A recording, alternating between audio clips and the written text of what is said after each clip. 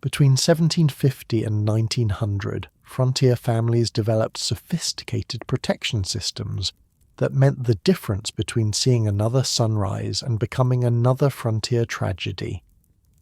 With no police, no backup, and predators that could tear through cabin walls, every precaution mattered. One failed security measure, one moment of carelessness, and a family might not wake up at all. Here's what life was really like protecting your family on the American frontier. So, yeah, if these stories work for you, subscribe. And I'm curious, what time is it where you are? Comment below. Last week, someone from Canada said they listened during lunch breaks. Not judging, just wasn't expecting that. We're heading to the American frontier in a minute. First, though, get comfortable. Seriously, take a second. Adjust whatever needs adjusting. You're not going to want to move once we start. Your eyes snap open to darkness. Complete darkness. The kind of darkness you've never experienced in your life. No streetlights, no ambient glow from electronics, no headlights passing by outside. Just black. The hard-packed dirt floor beneath your thin straw mattress has leached all the warmth from your body. Your back aches. The single wool blanket barely keeps the chill away. Not like your cozy bed right now. Something woke you. A sound? A feeling? You're not sure, but every nerve in your body is firing, telling you something's wrong. This is life on the frontier in 1750. This is what it meant to protect your family when civilization was just a distant memory. Your name is Thomas Marshall. You've been on the Pennsylvania frontier for 3 years now. You, your wife Sarah, and your 3 children, Emma, 10, William, 8, and little James, 4. You strain your ears listening. There it is again. A twig snap. Your heart pounds. Could be a deer. Could be a wolf. Could be a Shawnee raiding party. Thomas, Sarah whispers beside you. She's awake too. Of course she is. Out here, sleep is never deep, never restful. Your body doesn't allow it. I heard it, you whisper back. Stay with the children. You can hear the wind creaking through the cabin walls. The cabin you built with your own hands using tools you carried over 200 miles from Philadelphia. The cabin that's supposed to keep your family safe.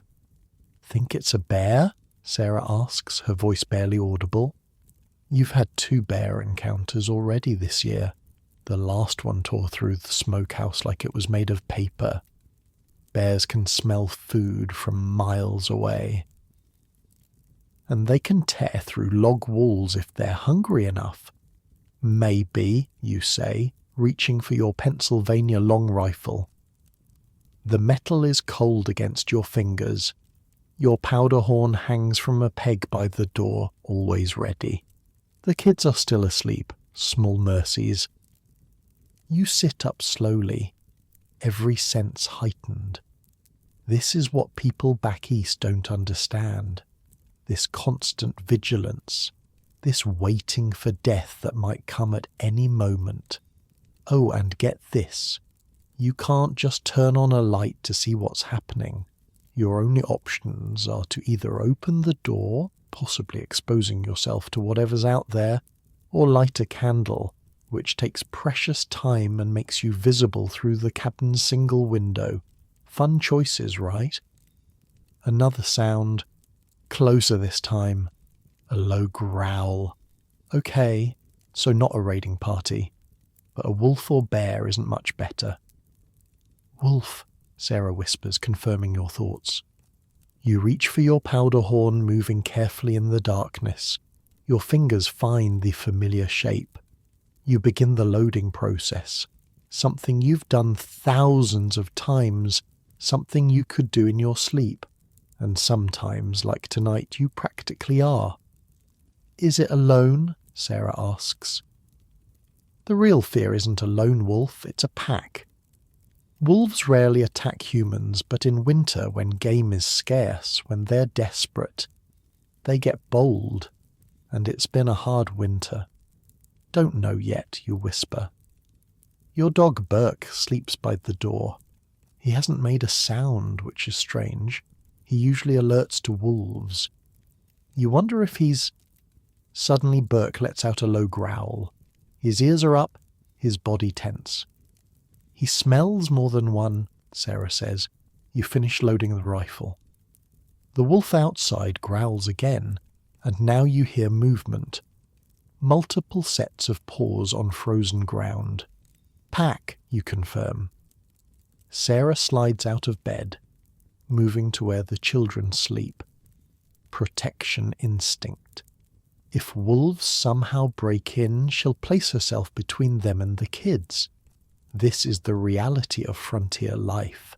Every night could be your last. Every sound could mean death. You move to the small window, positioned high on the wall. You designed it that way, small enough that nothing large could enter, high enough to make it difficult for raiders to shoot in, but low enough that you could fire out if needed. Seems excessive until you realize that frontier families who didn't take these precautions often didn't survive their first year. Can you see anything? Sarah asks. You peer through the greased paper that serves as your window. No glass out here. Glass is a luxury for city folk. The moonlight provides just enough illumination to make out shapes. 3, maybe 4 wolves. Circling the cabin, Sarah makes a small, tight sound. She knows what this means. If the wolves are desperate enough to approach the cabin, they might try to get to the livestock pen, and your cow and 2 pigs are the difference between feeding your family this winter and starving. The pen will hold, you say, trying to sound confident. But will it? You built it strong, with logs sunk deep into the ground and lashed together. But wolves are clever, and desperate wolves are dangerous. We should have listened to the McGraths, Sarah says, built the noise alarms. The McGraths are your nearest neighbours 5 miles east. They've been on the frontier for 20 years. They hang gourds filled with pebbles from trees around their property. When disturbed by wind, animals or people, they make a rattling noise that serves as an early warning system. You thought it seemed silly when they suggested it. You're not laughing now. Burke's growling intensifies. Something's changed outside. You look again. The wolves have moved toward the livestock pen. They're testing the fence, looking for weaknesses. I need to scare them off, you say, reaching for the door. Sarah grabs your arm. Are you insane? It's 4 against 1. If they kill the cow, we won't make it to spring. It's a brutal calculation, but a real one. Your life versus your family's survival. At least fire from the window, she pleads. You nod. You position yourself at the window, aiming your rifle at the nearest wolf. The animal is gaunt, ribs showing. It's been a hard winter for everyone. You take a breath, aim, and fire. The blast is deafening in the small cabin. The children wake, startled and crying. The wolf you aimed at yelps and drops. The others scatter, but you know they might return. Did you get one? Sarah asks, trying to comfort little James, who's wailing in fear. I did. But they'll be back. And this is the truth of frontier life. The threats never truly go away. You just buy yourself time, another night of survival. We need better protection, you say, watching the wolves retreat into the forest. The McGraths are right. Sarah nods, rocking James. Tomorrow we'll start. Gourds with pebbles, trip lines round the perimeter. I'll clear more of the brush away, you add. 50 yards in all directions, no cover for anything to sneak up. Emma and William are huddled together, eyes wide with fear.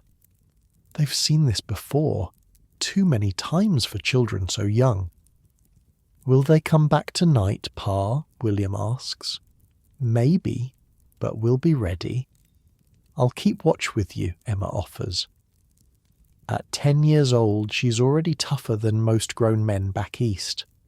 "No, little one, you need your sleep, but tomorrow you can help me make the alarm systems." Emma nods, proud to be included. This is something city folk wouldn't understand either. On the frontier, children aren't just children. They're essential parts of the family security system. By age 8, most frontier children know how to load and fire a rifle. By 12, they're taking watch shifts. Your survival depends on everyone doing their part. You spent the rest of the night by the window, rifle reloaded, watching. The wolves don't return, but you know they're out there, waiting, hungry. As the first hint of dawn lightens the eastern sky, you finally relax slightly. Night is the most dangerous time. Most predators, animal and human, prefer the cover of darkness. "We made it," Sarah says softly, handing you a cup of water. "This time," you reply. Later that morning, you walk the perimeter of your small clearing. The dead wolf lies where it fell. You'll skin it later, waste nothing on the frontier. You study the ground, reading the story written in the dirt and snow. 4 wolves, as you thought. They circled the cabin 3 times before approaching the livestock pen. They were testing, looking for weaknesses. "Pa! Pa!" William calls, running from the cabin. "Look what I found!" He's holding something in his hand. A small piece of shaped wood with notches cut into it. "Where did you find this?" you ask, taking it from him. "By the big oak. There's more stuff too." You follow your son to the oak tree at the edge of your clearing. There, half buried in leaves, you find 3 wooden stakes with notches. They're arranged in a pattern that seems deliberate. A cold feeling settles in your stomach. These aren't from animals. "Go back to the cabin," you tell William. "Now." The boy doesn't argue. He's learned that tone means danger. You examine the stakes more carefully. This is a marker. Raiders, whether Native American or white, sometimes leave markers to indicate promising targets. The notches tell others how many people live here, what livestock you have. You've been scouted. The wolves were bad. This is worse. You gather the stakes and return to the cabin. Sarah takes one look at your face and knows. "What is it?" You show her the stakes. "We've been marked." Her face pales. "Raiders?" "Most likely. We need to prepare." And just like that, your family's entire focus shifts. The frontier doesn't allow for panic or despair, only action. Emma, collect as many gourds as you can find in the root cellar, you instruct. William, gather small stones, about the size of your thumbnail. Sarah is already moving, checking your ammunition supply. "I'll start clearing the brush," you say. "We need clear sight lines in all directions." This is frontier life in 1750. This is how families survived, or didn't. By midday, you've cleared another 10 yards of brush around the cabin. Emma and William have prepared a dozen gourds with pebbles inside, ready to be hung as alarms. Sarah has inventoried your supplies and moved essential items to the small root cellar, a last refuge if the cabin is overrun. As you work, you keep thinking about the McGrath's other security measures: tripwires between trees, a system for communicating with neighbours miles away, hiding places for weapons and supplies. You'd thought them paranoid. Now you understand. On the frontier, paranoia is just good sense. That night you hang the first of the gourd alarms. They look strange, dangling from tree branches, but their purpose is deadly serious. Any disturbance will cause them to rattle, giving you precious seconds of warning. "Will it be enough?" Sarah asks as you return to the cabin. "No," you answer honestly, "but it's a start." You take the first watch sitting by the window with your rifle across your lap. The children sleep fitfully. Burke lies by the door, alert and tense. This is just the beginning. In the coming days, you'll create more security systems, tripwires with more noisemakers, a better reinforced door, designated firing positions, a rotation so someone is always on watch.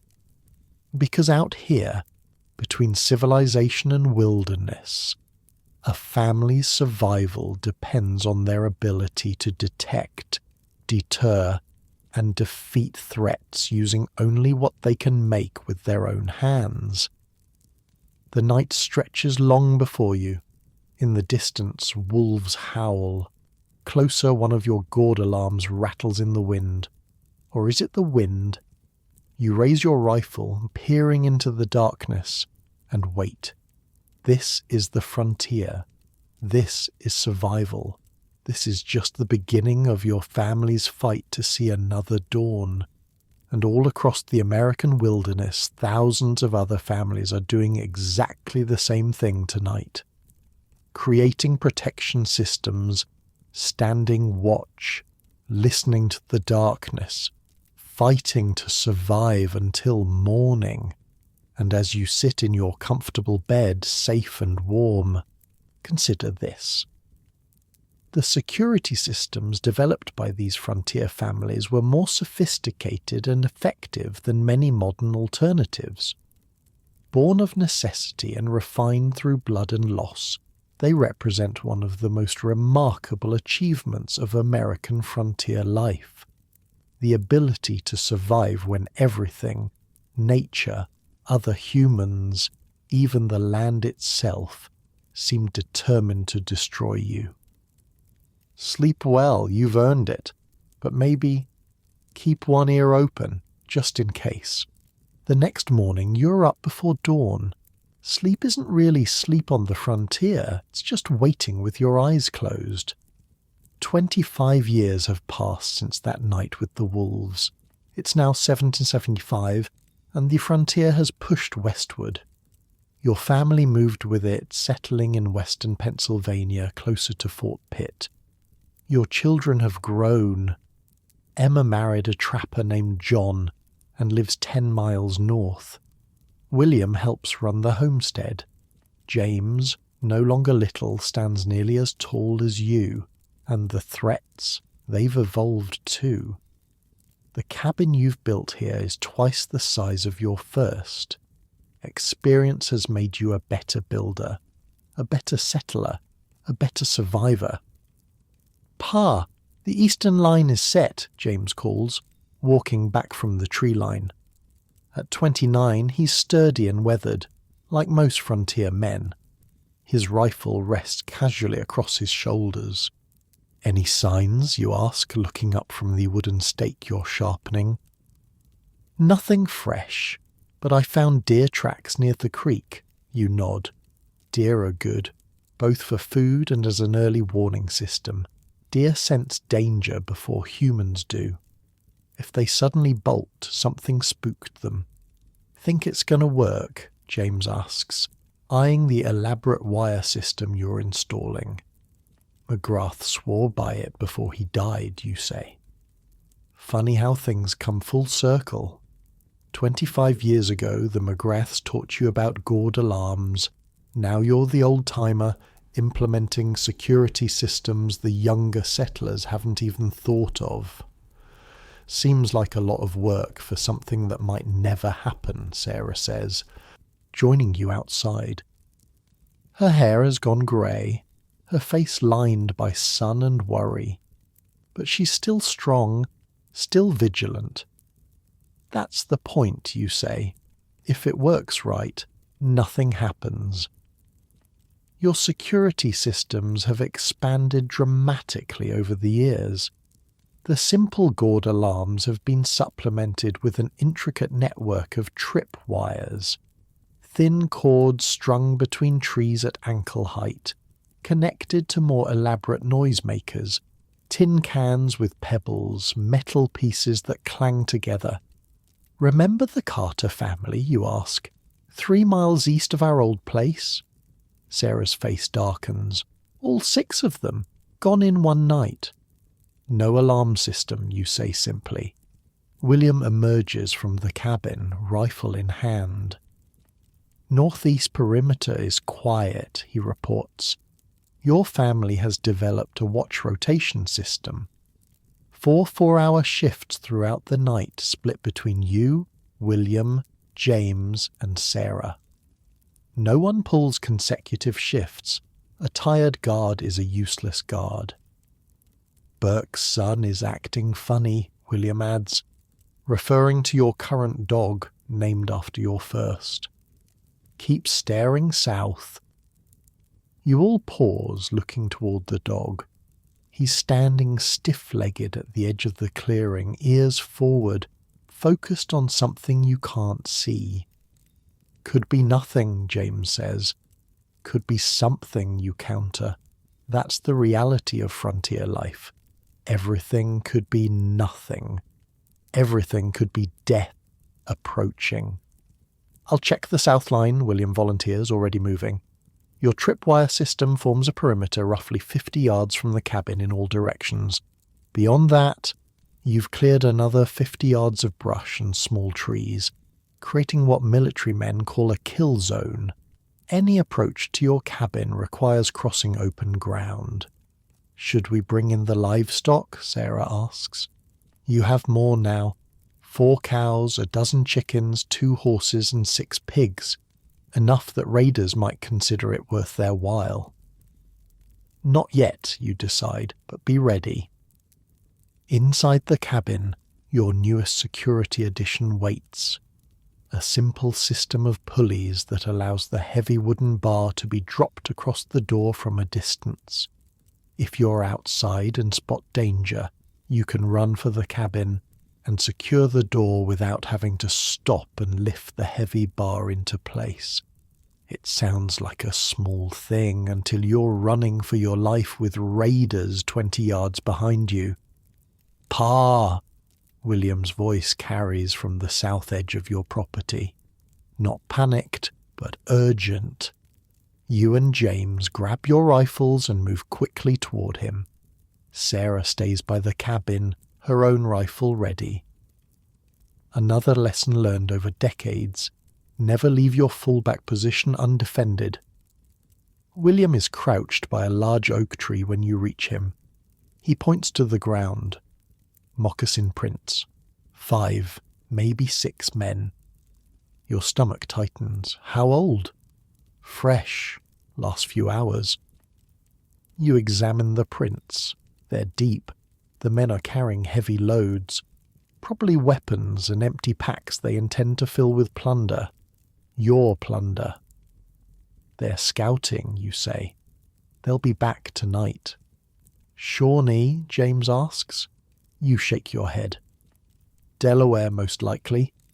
See the pattern on this print? Their moccasins have a different cut. This knowledge, being able to identify not just that danger is coming, but what kind, is the difference between life and death on the frontier. What's the plan? William asks. You consider your options. You could abandon the cabin, gather what you can carry and head for Fort Pitt. You could try to mount a defense with just the 4 of you, or you could call for help. James, ride to the Thornton place, you decide. Tell them we've spotted Delaware scouts. If they're hitting us, they might hit others. The Thorntons live 5 miles west. Beyond them are the Clarks. and beyond them, the Millers, an informal network of frontier families ready to come to each other's aid. "What about Emma?" Sarah asks when you return to the cabin. "William will ride north and warn her and John after we finish setting the wires." Inside the cabin, you gather around the table, rough-hewn oak that doubles as a defensive barrier if the cabin is breached. You can flip it on its side for cover. "We have maybe 6 hours of daylight left," you say. "We need to finish the south line, bring in the livestock, and prepare the cabin." The preparations are methodical, refined over 25 years of frontier living. James rides for the Thorntons. You and William complete the tripwire system on the south edge of your property, adding extra noisemakers. Sarah brings the animals into the inner pen, the one directly adjacent to the cabin, with walls built from logs as thick as a man's thigh. By late afternoon, William has ridden to warn Emma and John. You've positioned extra weapons around the cabin, your long rifle by the north window, a fowling piece loaded with buckshot by the south, pistols by the east and west, axes and knives placed strategically throughout. "The signal horn?" Sarah asks. You nod. "Ready by the door." Another part of your defense system, a bullhorn that can be heard for miles. 3 short blasts means raiders. A continuous blow means fire. 2 long blasts means all clear. The security systems you've developed aren't just about physical protection. They're about communication, coordination. The frontier isn't kind to lone wolves. As dusk approaches, William returns. Emma and John are warned. They're bringing their children to the Caldwell place for the night. Safety in numbers. You nod, satisfied.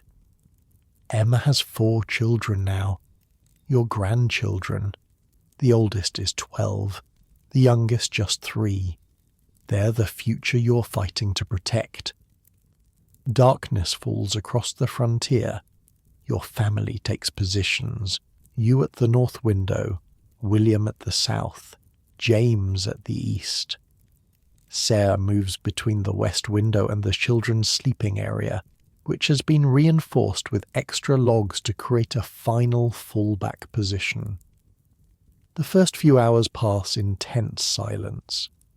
"Maybe they won't come," James whispers at one point. "They'll come," you say.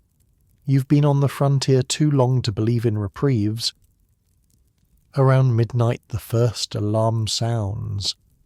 A rattling from the south perimeter. Then silence.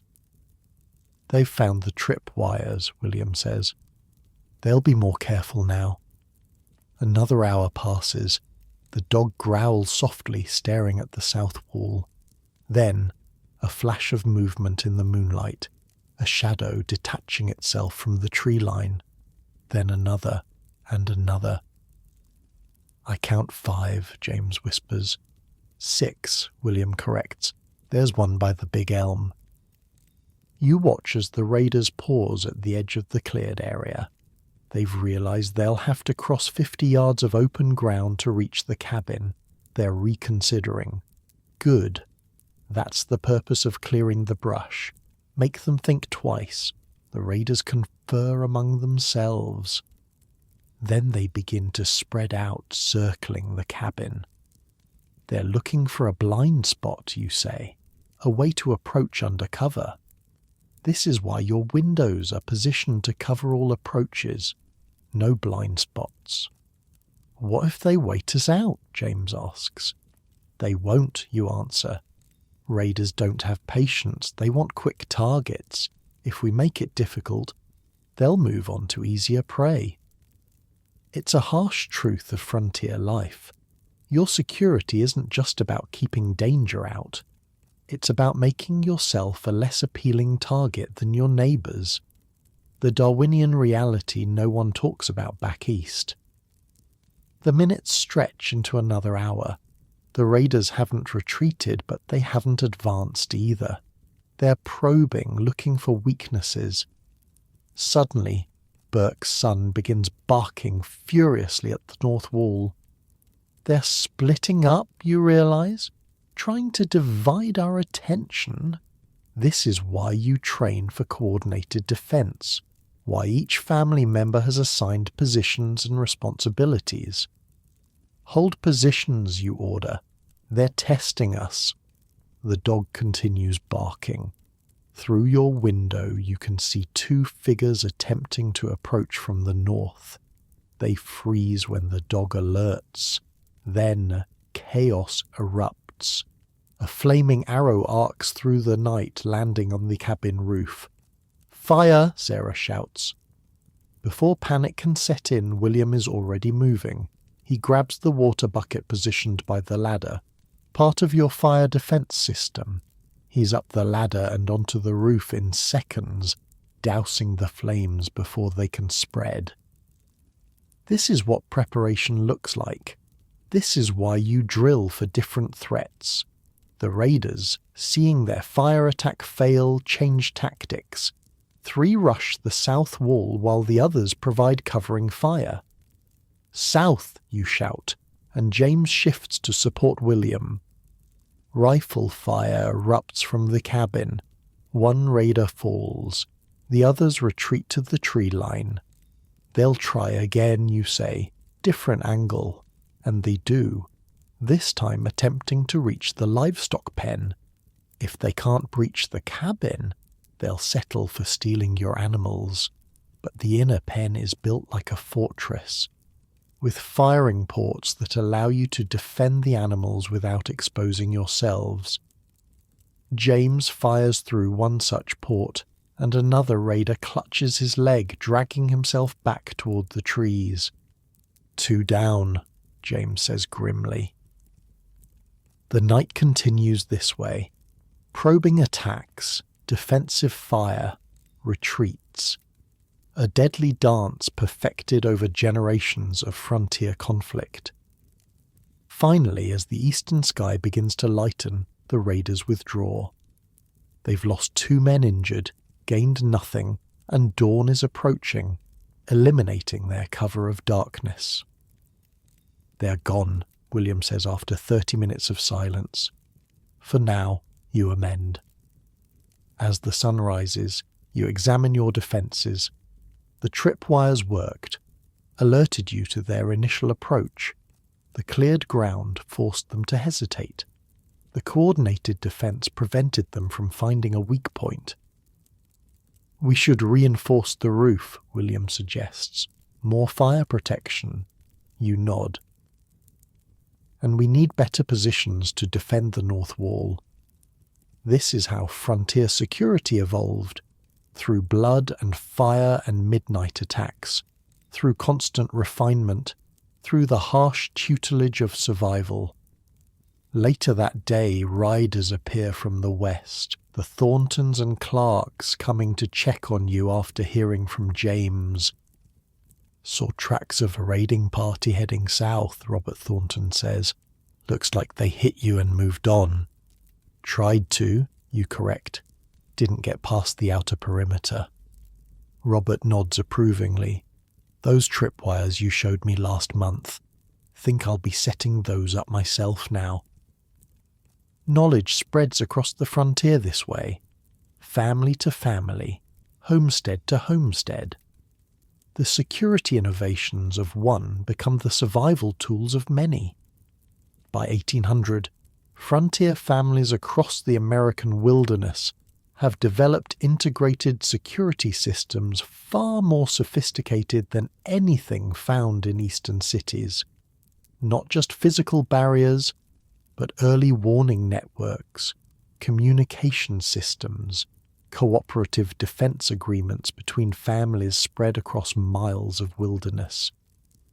Your own system continues to evolve. The tripwires become more elaborate, with different types of noisemakers to indicate which section of your perimeter has been breached. The animal sentinels, dogs, geese, even chickens, are positioned strategically to provide overlapping alerts. you develop hidden caches of weapons and supplies buried at intervals around your property. If you're forced to flee the cabin, you won't have to run empty-handed.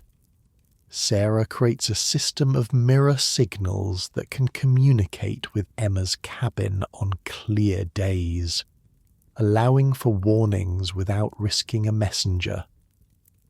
The children learn that survival isn't just about shooting straight or building strong walls. It's about eyes that notice broken twigs and disturbed earth, ears that distinguish between the wind and footsteps, instincts honed by years of balancing on the knife edge between life and death. Sometimes I wonder what it would be like, Sarah says one evening, to sleep through the night, to not listen for alarms. You take her hand. After 30 years on the frontier, it's weathered and calloused like your own.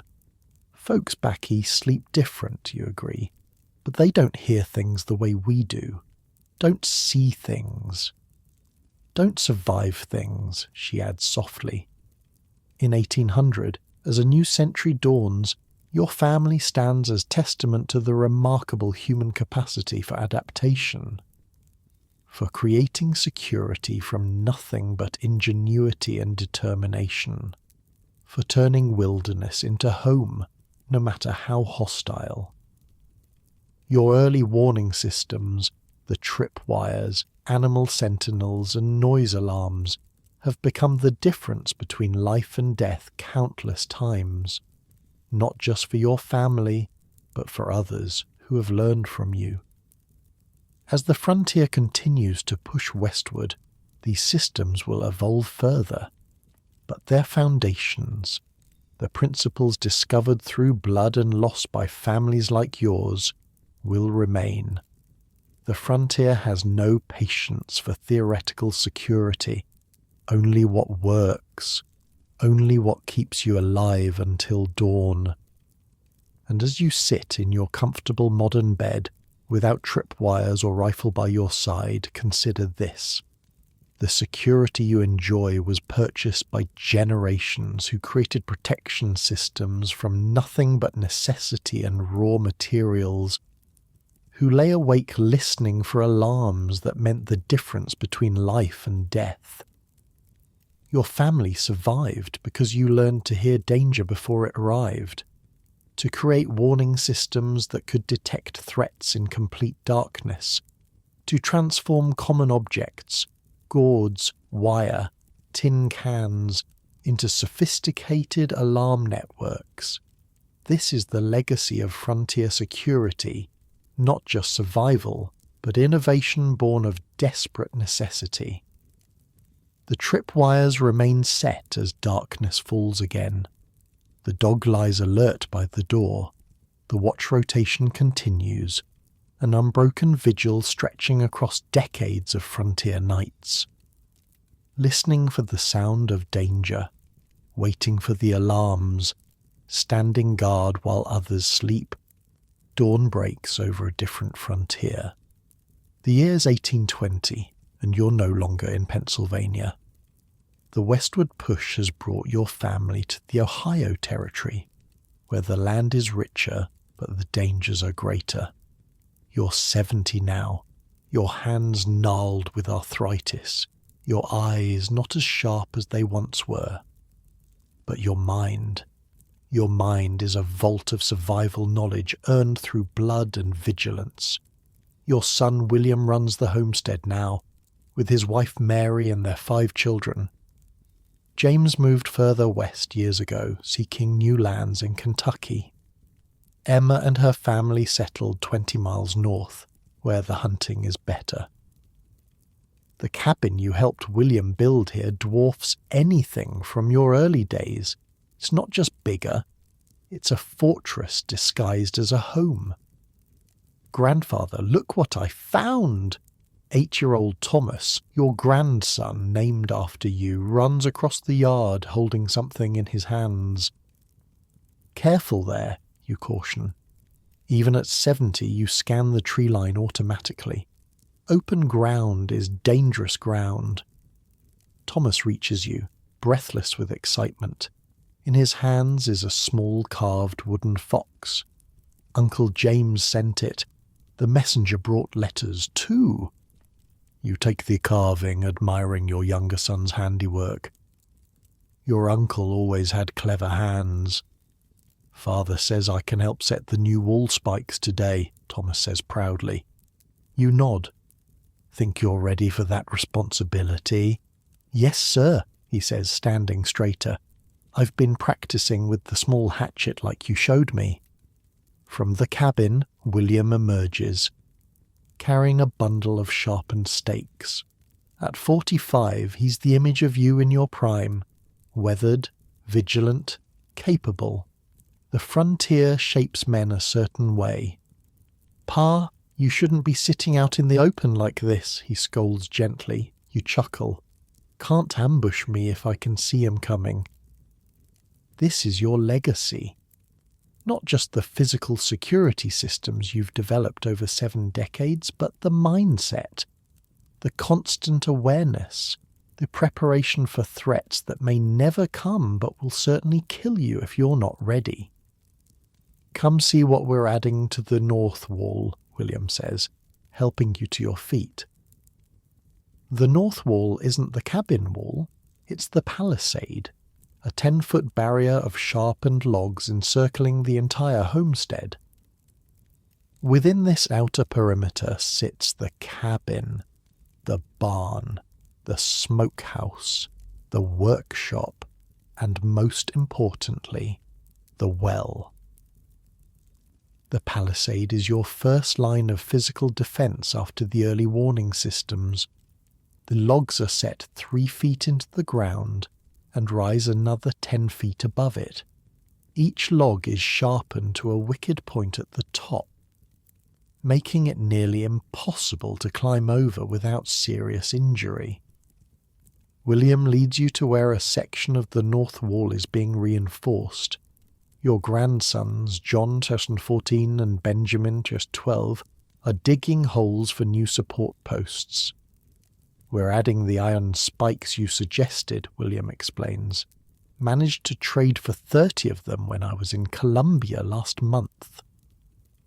The iron spikes, another innovation. Salvaged from broken wagon parts and farm implements, they're mounted horizontally through the palisade logs, creating wicked protrusions that would tear the flesh of anyone trying to climb or break through. Got the idea from an old fort design, you tell Thomas, who listens with wide eyes. Iron's scarce out here, but it's worth using for security. Why not just make the wall higher, Thomas asks. William ruffles his son's hair. What happens to higher walls in high winds, son?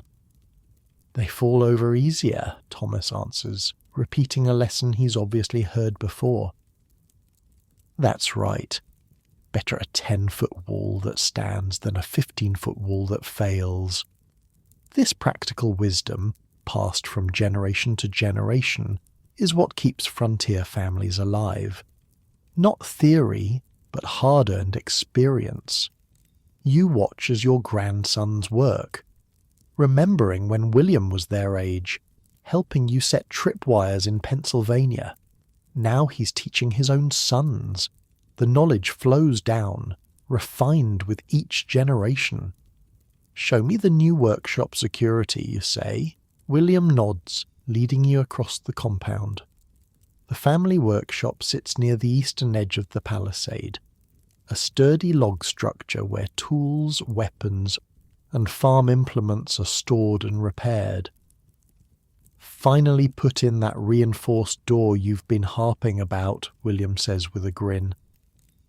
The door is a masterpiece of frontier engineering, 3 inches thick, made from oak planks cross-braced with iron bands. The hinges are set on the inside, making them impossible to access from outside.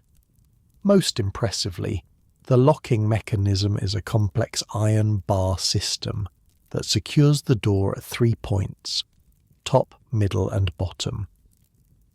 Doubt even a cannon could get through that, you say approvingly. That's not even the best part, William says. He leads you inside and points to the floor. Show your grandfather what you helped build, John. Your oldest grandson grins proudly, stomping his foot twice on a seemingly ordinary section of the plank floor. On the second stomp, a hidden catch releases and a trap door swings open, revealing a ladder descending into darkness. Root cellar, you ask? Better, William says. Come see. Carefully, you descend the ladder, your old bones protesting.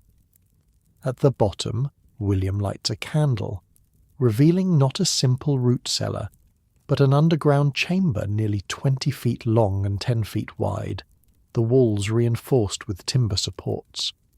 Sweet Lord, you breathe. How long did this take you? 3 months, working nights, William says proudly. The boys and I dug it out while the women kept it secret. Wanted to surprise you. The chamber contains shelves stocked with preserved food, water barrels, ammunition, spare weapons, medical supplies, everything a family would need to survive if the cabin above was overrun or destroyed. There's more, William says, leading you to the far end of the chamber. He pushes aside a stack of empty barrels, revealing another smaller tunnel. Goes all the way to the spring beyond the south palisade.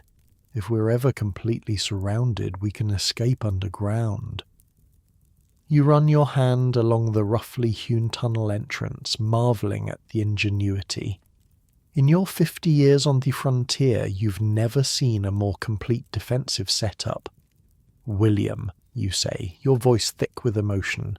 Your mother would be proud. Sarah passed 5 winters ago.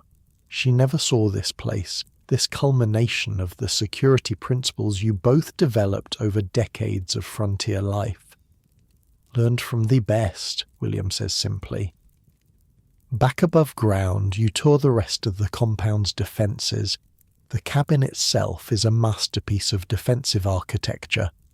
The logs are nearly a foot thick, chinked with clay mixed with animal hair for strength. The few windows are small and set high in the walls, allowing light while making it difficult for attackers to shoot in or climb through. Remember that family near Fort Pitt, you ask William. The Nortons? William nods grimly. Raiders shot through their windows while they slept, all dead before they knew what happened. Big windows, you say, facing the tree line.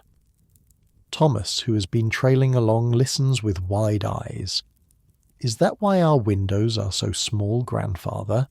That's right, you confirm. Small targets are harder to hit. Outside the cabin, William shows you their newest innovation. Angled wooden deflectors above each window and door. If attackers try to set fire to the roof by shooting flaming arrows, the deflectors will direct them away from the structure. Mary's idea, William says, nodding toward his wife who's hanging laundry nearby. After we heard about the Thompsons losing their place to fire.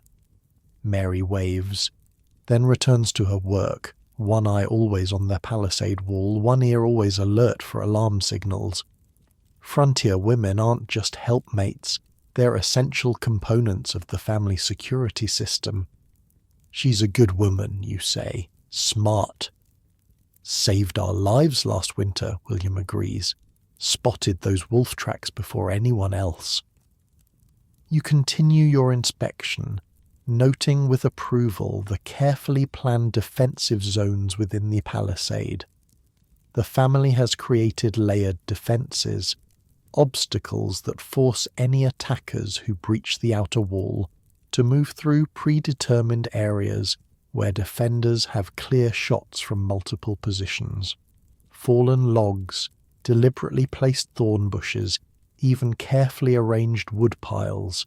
Everything serves dual purposes, resources for daily life and obstacles for defense.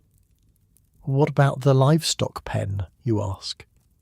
William leads you to the western edge of the compound, where a sturdy enclosure houses the family's most valuable mobile assets: 4 horses, 6 cows, a dozen pigs, and a flock of chickens and geese. The pen is a fortress in its own right. Logs sunk deep into the ground, reinforced gate, and most importantly, a covered passage connecting it directly to the main cabin. If there's a raid, we can bring the animals in without exposing ourselves, William explains, or at least defend them without having to cross open ground. You nod approvingly. Livestock represents more than food. They're the difference between prosperity and starvation, between having trade goods and having nothing. On the frontier, a family's animals are worth killing to protect. Water, you ask, moving to your next concern. William grins. Best part of the whole setup. He leads you to what appears to be a small storage shed near the centre of the compound. Inside, however, is a hand-dug well, a precious resource that ensures the family can withstand even prolonged sieges without leaving the safety of the palisade. 30 feet down to hit good water, William says proudly. Took almost a year of digging after work. The well is covered and protected, with a simple pulley system to raise and lower buckets. More importantly, it's positioned where it can be accessed from multiple defensive positions without exposure. If raiders breach the palisade, we can still get to water without leaving the cabin, William explains.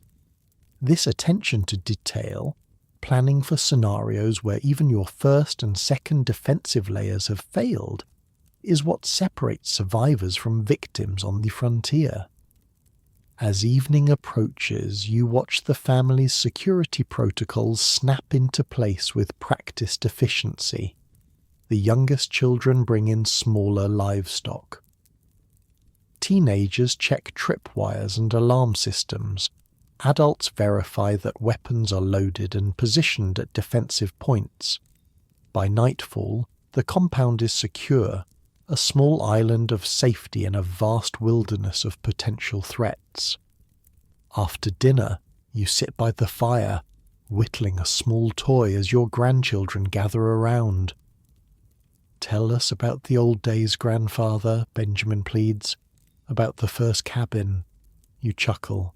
That old place wasn't much more than a shack compared to this fortress.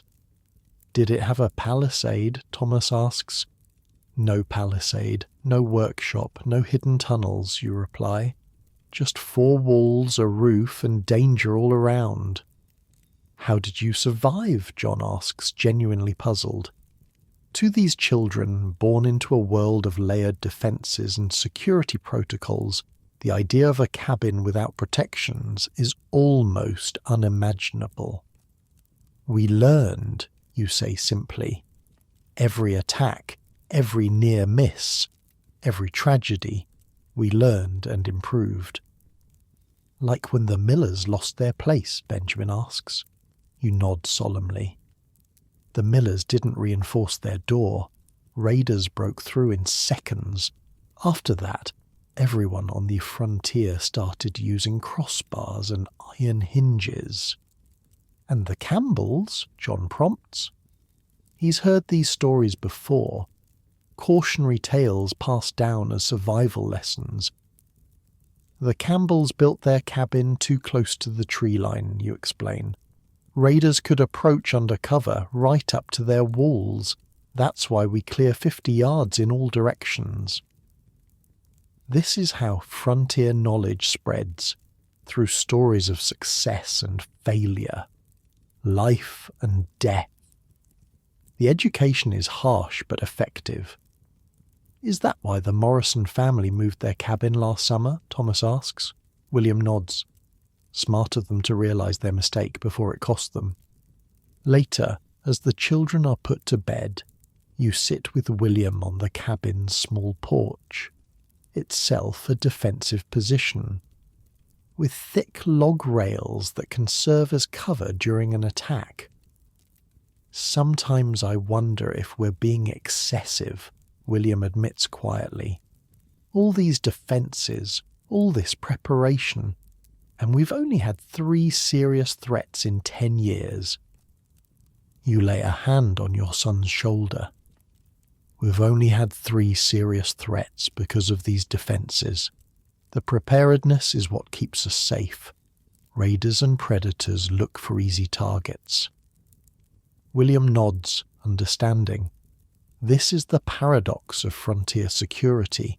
The more effectively you prepare, the less likely you are to face danger. But any lapse, any moment of complacency can be fatal. "The children have never known anything different," he says, watching as a fox darts across the clearing beyond the palisade. "To them, tripwires and reinforced doors are just normal. That's how it should be," you reply. The knowledge becomes instinct, second nature. As night deepens, you retire to your small room, a space William insisted on adding to the cabin just for you. Through the tiny window, you can see the stars above the palisade wall. You think about how far frontier security has come in your lifetime, from simple cabins vulnerable to any passing threat, to these sophisticated compounds with layered defences and contingency plans. You think about the thousands of families across the expanding American frontier, each developing their own protection systems, each learning, sometimes through tragedy, how to survive in a land where danger can come from any direction. The physical barriers pioneered by your generation, the palisades, reinforced cabins, defensive architecture, have transformed frontier life. They've created safe zones where families can not just survive, but thrive. As sleep approaches, you hear the familiar sounds of the night watch changing. William handing over to his oldest son John, the quiet murmur of instructions, the careful checking of weapons.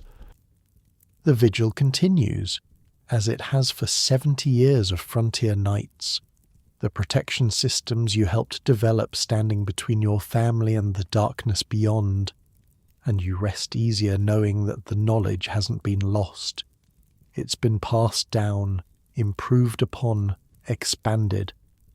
Your grandchildren will survive because they've been taught to build not just homes but fortresses, not just shelters, but survival systems. This is your true legacy, not the land or the cabin or even the palisade wall, but the knowledge, the security principles that will keep your blood alive for generations to come. In the darkness, an owl calls. The dog shifts but doesn't bark. All is secure, all is well for tonight. The wagon creaks under the weight of your belongings as you guide the oxen across the open prairie. The year is 1835, and the American frontier has pushed beyond Ohio, through Indiana, and into the Illinois Territory. You're Thomas Marshall, named after your grandfather, and at 23, you're leading your own family west. Your wife Rebecca sits beside you, one hand resting protectively on her swollen belly. Your first child due in less than a month. "You sure about this spot?" your father William asks, riding alongside on his bay mare. At 60, he's still strong enough to make this journey with you, to help establish your homestead before returning to Ohio. "I'm sure, Pa," you reply, pointing toward a distant rise. "Creek runs along the south edge, good timber on the north slope, high ground with clear sight lines." William nods approvingly. The security considerations come automatically to you, ingrained since childhood. You don't just see land, you see defensive positions, resource access, threat vectors. Good choice, he says, though I still think you should have stayed in Ohio. You understand his concern. A new baby coming, new territory with unfamiliar threats, but you've prepared for this moment your entire life. Got grandfather's journals, you say, patting the leather satchel tucked beside you. Every lesson, every improvement, every mistake. 3 generations of frontier knowledge. Those journals, your most prized possession. Thomas Marshall Sr. began recording his security innovations in 1760, documenting each improvement and the reasoning behind it. William continued the tradition. Now, the responsibility falls to you. By mid-afternoon, you reach the site. Just as you envisioned, a gentle slope with the creek providing water to the south, a stand of hardwood trees offering building materials to the north. Open prairie surrounds the rise, giving you clear visibility in all directions. Prairie's different from forest, William cautions as you begin unloading the wagons. Different threats, different protections needed. I know, Pa, you say. Less cover for raiders to approach, but also less material for palisades and barriers. This is the evolving challenge of frontier security, adapting proven systems to new environments. What worked in the forests of Pennsylvania and Ohio needs modification for the open expanses of Illinois. The first night, you establish a basic camp, wagons circled, a small fire for cooking, rifles close at hand. Even before building shelter, you set simple alarms, tin cans with pebbles strung on ropes between the wagons. Just like grandfather taught, you tell Rebecca as she watches you work. She nods, one hand still on her belly. The baby kicked when you said that. I think he approves. This is the reality for frontier women, preparing to bring new life into a world of constant danger. Rebecca understands the stakes. She grew up on the Ohio frontier, daughter of a family that survived the 1815 raids. She knows what happens to the unprepared. For 2 weeks, you and William work from dawn until dusk, establishing the core of your homestead. The cabin rises log by log, each placement strategic, each design element serving security as well as shelter.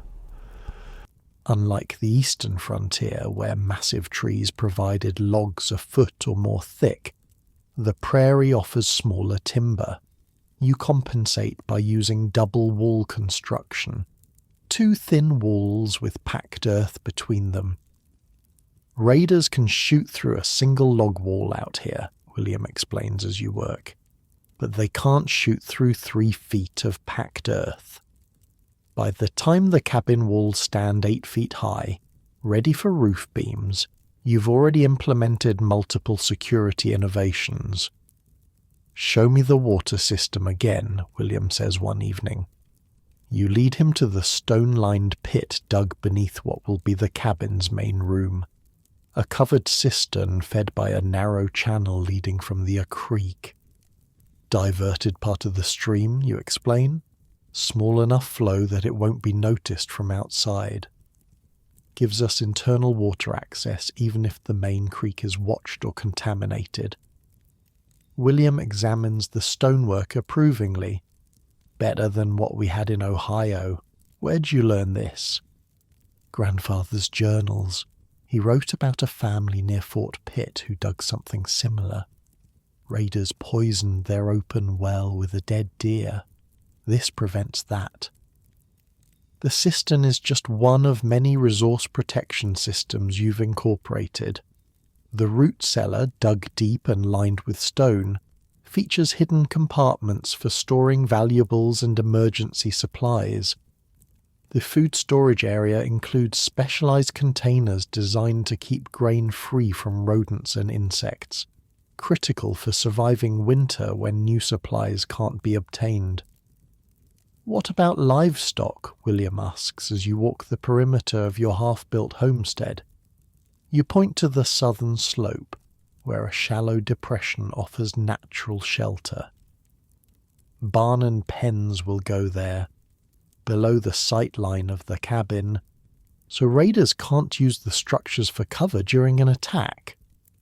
And if the livestock are targeted first, firing platforms, you explain, pointing to the partially built extensions on the south corners of your cabin. Clear shots to the entire livestock area without exposing the defender. William nods, satisfied. You've thought this through. Had good teachers. As the days pass, Rebecca helps where she can despite her advanced pregnancy. She sews heavy canvas curtains for the windows, thick enough to stop arrows, with small flaps that can be opened for firing positions. "My mother made these for our cabin back home," she explains as she works, "after the Wilson family was killed through their windows." Even while preparing for new life, she thinks in terms of protection. It's the frontier mindset, where joy and danger, creation and destruction, exist side by side. One morning, you wake to find Rebecca already up, standing in the doorway of the unfinished cabin. "Riders," she says quietly, pointing west. You grab your rifle and join her. 3 horsemen moving slowly along the creek, still a mile distant. "Get Pa," you tell her, then the ammunition box. William joins you moments later, his experienced eyes assessing the approaching riders. "Not moving like raiders," he says after watching for several minutes. "Too open, too slow." "Settlers?" you guess. "Maybe, or scouts." You position yourselves strategically. You at the front of the cabin, William circling to approach from the flank if needed, Rebecca inside with the loaded fowling piece, its spread of buckshot a last line of defence. The riders spot your cabin and approach directly. As they draw closer, you can make out a man about your age, an older man, and a boy of perhaps 15. "Hello, the cabin," the lead rider calls, stopping a respectful distance away. "State your business," you respond, rifle visible but not aimed. "Name's Michael Cooper. This is my father James and my son Daniel. We're settling 3 miles west. Saw your smoke and thought to introduce ourselves." You lower your rifle slightly but remain cautious. Frontier courtesy demands hospitality, but frontier survival demands verification. "Thomas Marshall," you reply, "my father William and my wife Rebecca." The older Cooper nods toward William, who has emerged from his flanking position. "Smart man, covering your son's blind side. You folks been on the frontier long?" 3 generations, William answers. Something passes between the older men, a recognition of shared experience, shared knowledge. "We came up from Kentucky," James Cooper explains. "Lost our place there to raiders 2 years back. Building stronger this time." This exchange of security credentials is common on the frontier, establishing that both families understand the stakes, that neither is likely to become a liability to the other. You invite the Coopers to water their horses, and over a simple meal, the conversation turns to mutual protection. "Planning a sod barricade around their whole place," Michael explains, describing his family's security plans. "Can't get good timber where we are." "Sod works if it's high enough," William agrees. "How are you handling water access?" The conversation flows easily, specific techniques, materials, defensive positions, not theory, but practical knowledge earned through experience. "Thought about a joint signal system," James Cooper suggests. 3 miles is close enough for fire signals at night, smoke by day, you nod. Was planning to build a signal platform once the cabin was finished. Our place sits higher, Michael adds. Better visibility. We get a platform up. We could relay signals from further west too. This is how frontier security networks form, family by family, homestead by homestead, creating mutual protection systems that extend the effective range of each family's security. By the time the Coopers depart, you've established the basics of a cooperative defense agreement, shared signals, warning systems, even rough plans for mutual aid in case of major threats. Good people, William says, watching them ride away. Smart. Cooper mentioned others settling along the creek, you note. Might have enough families for a proper community defense plan by next spring. William nods approvingly. You're thinking right. Individual security only goes so far. As autumn approaches, your homestead takes final shape. The cabin is complete, double-walled, with firing positions covering all approaches. The barn and livestock pens are established on the southern slope, positioned for both protection and visibility from the cabin.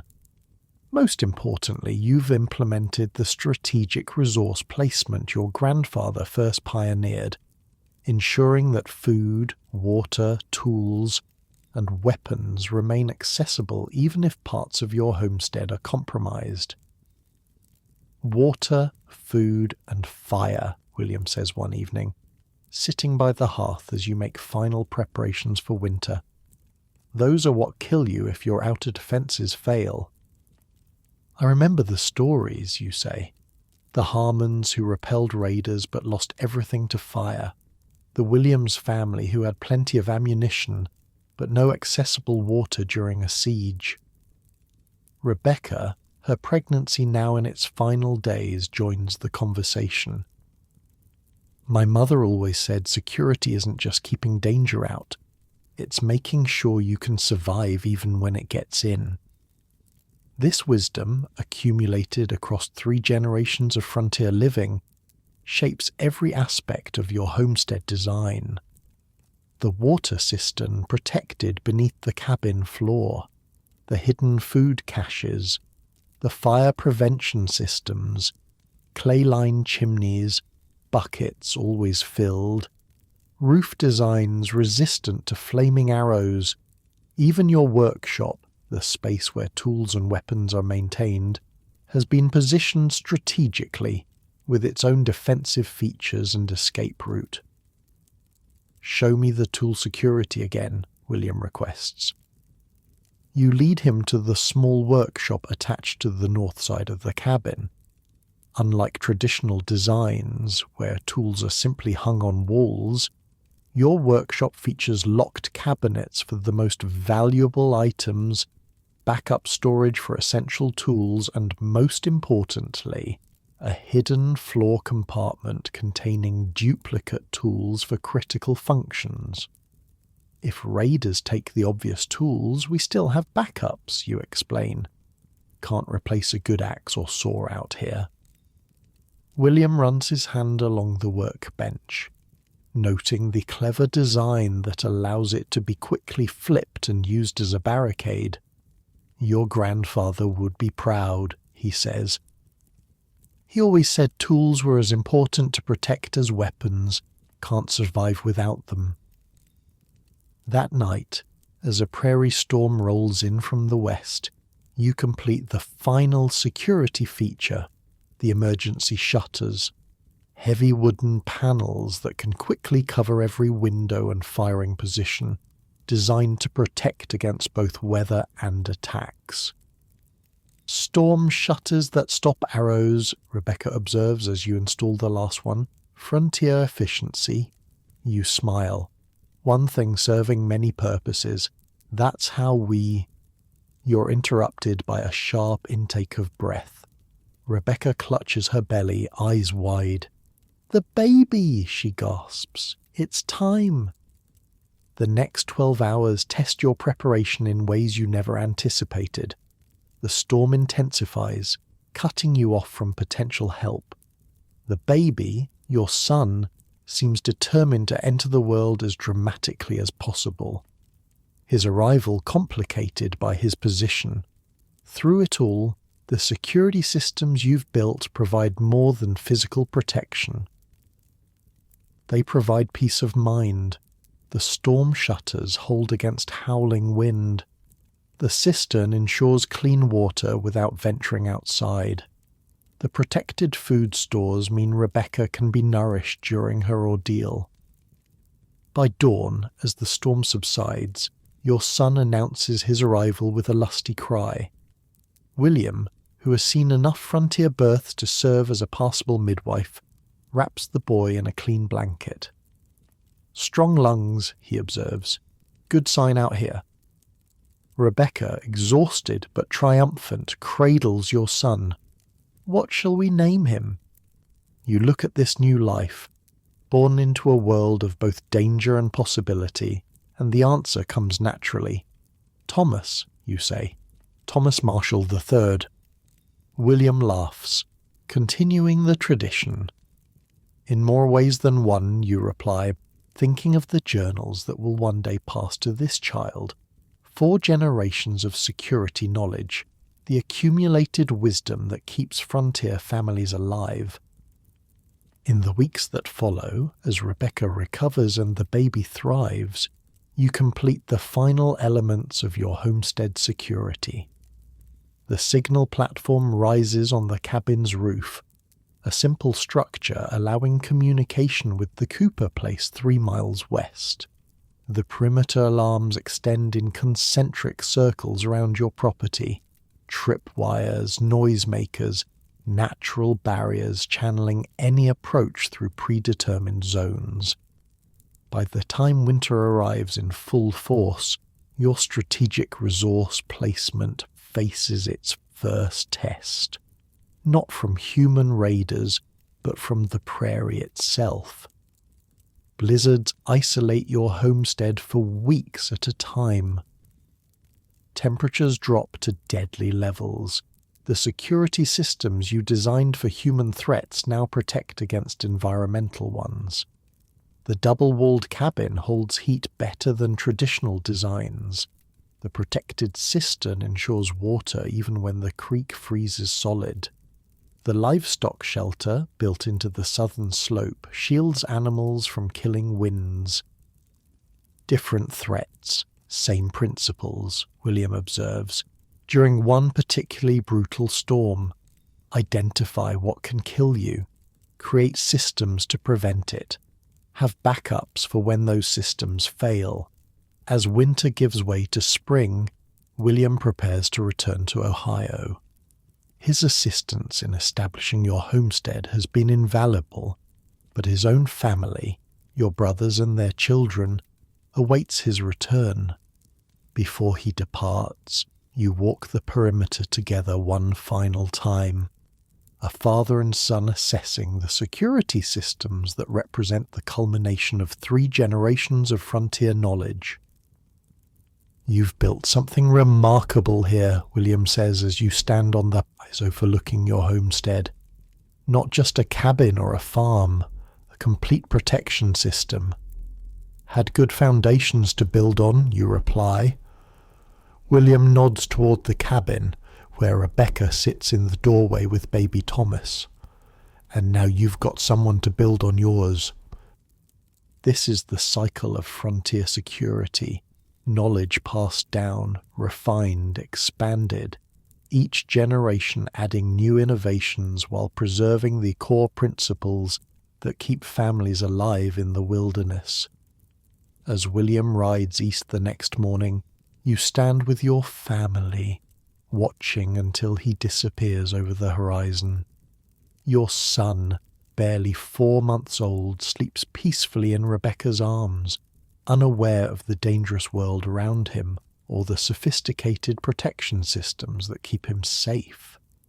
"He'll learn," Rebecca says, following your gaze to the child.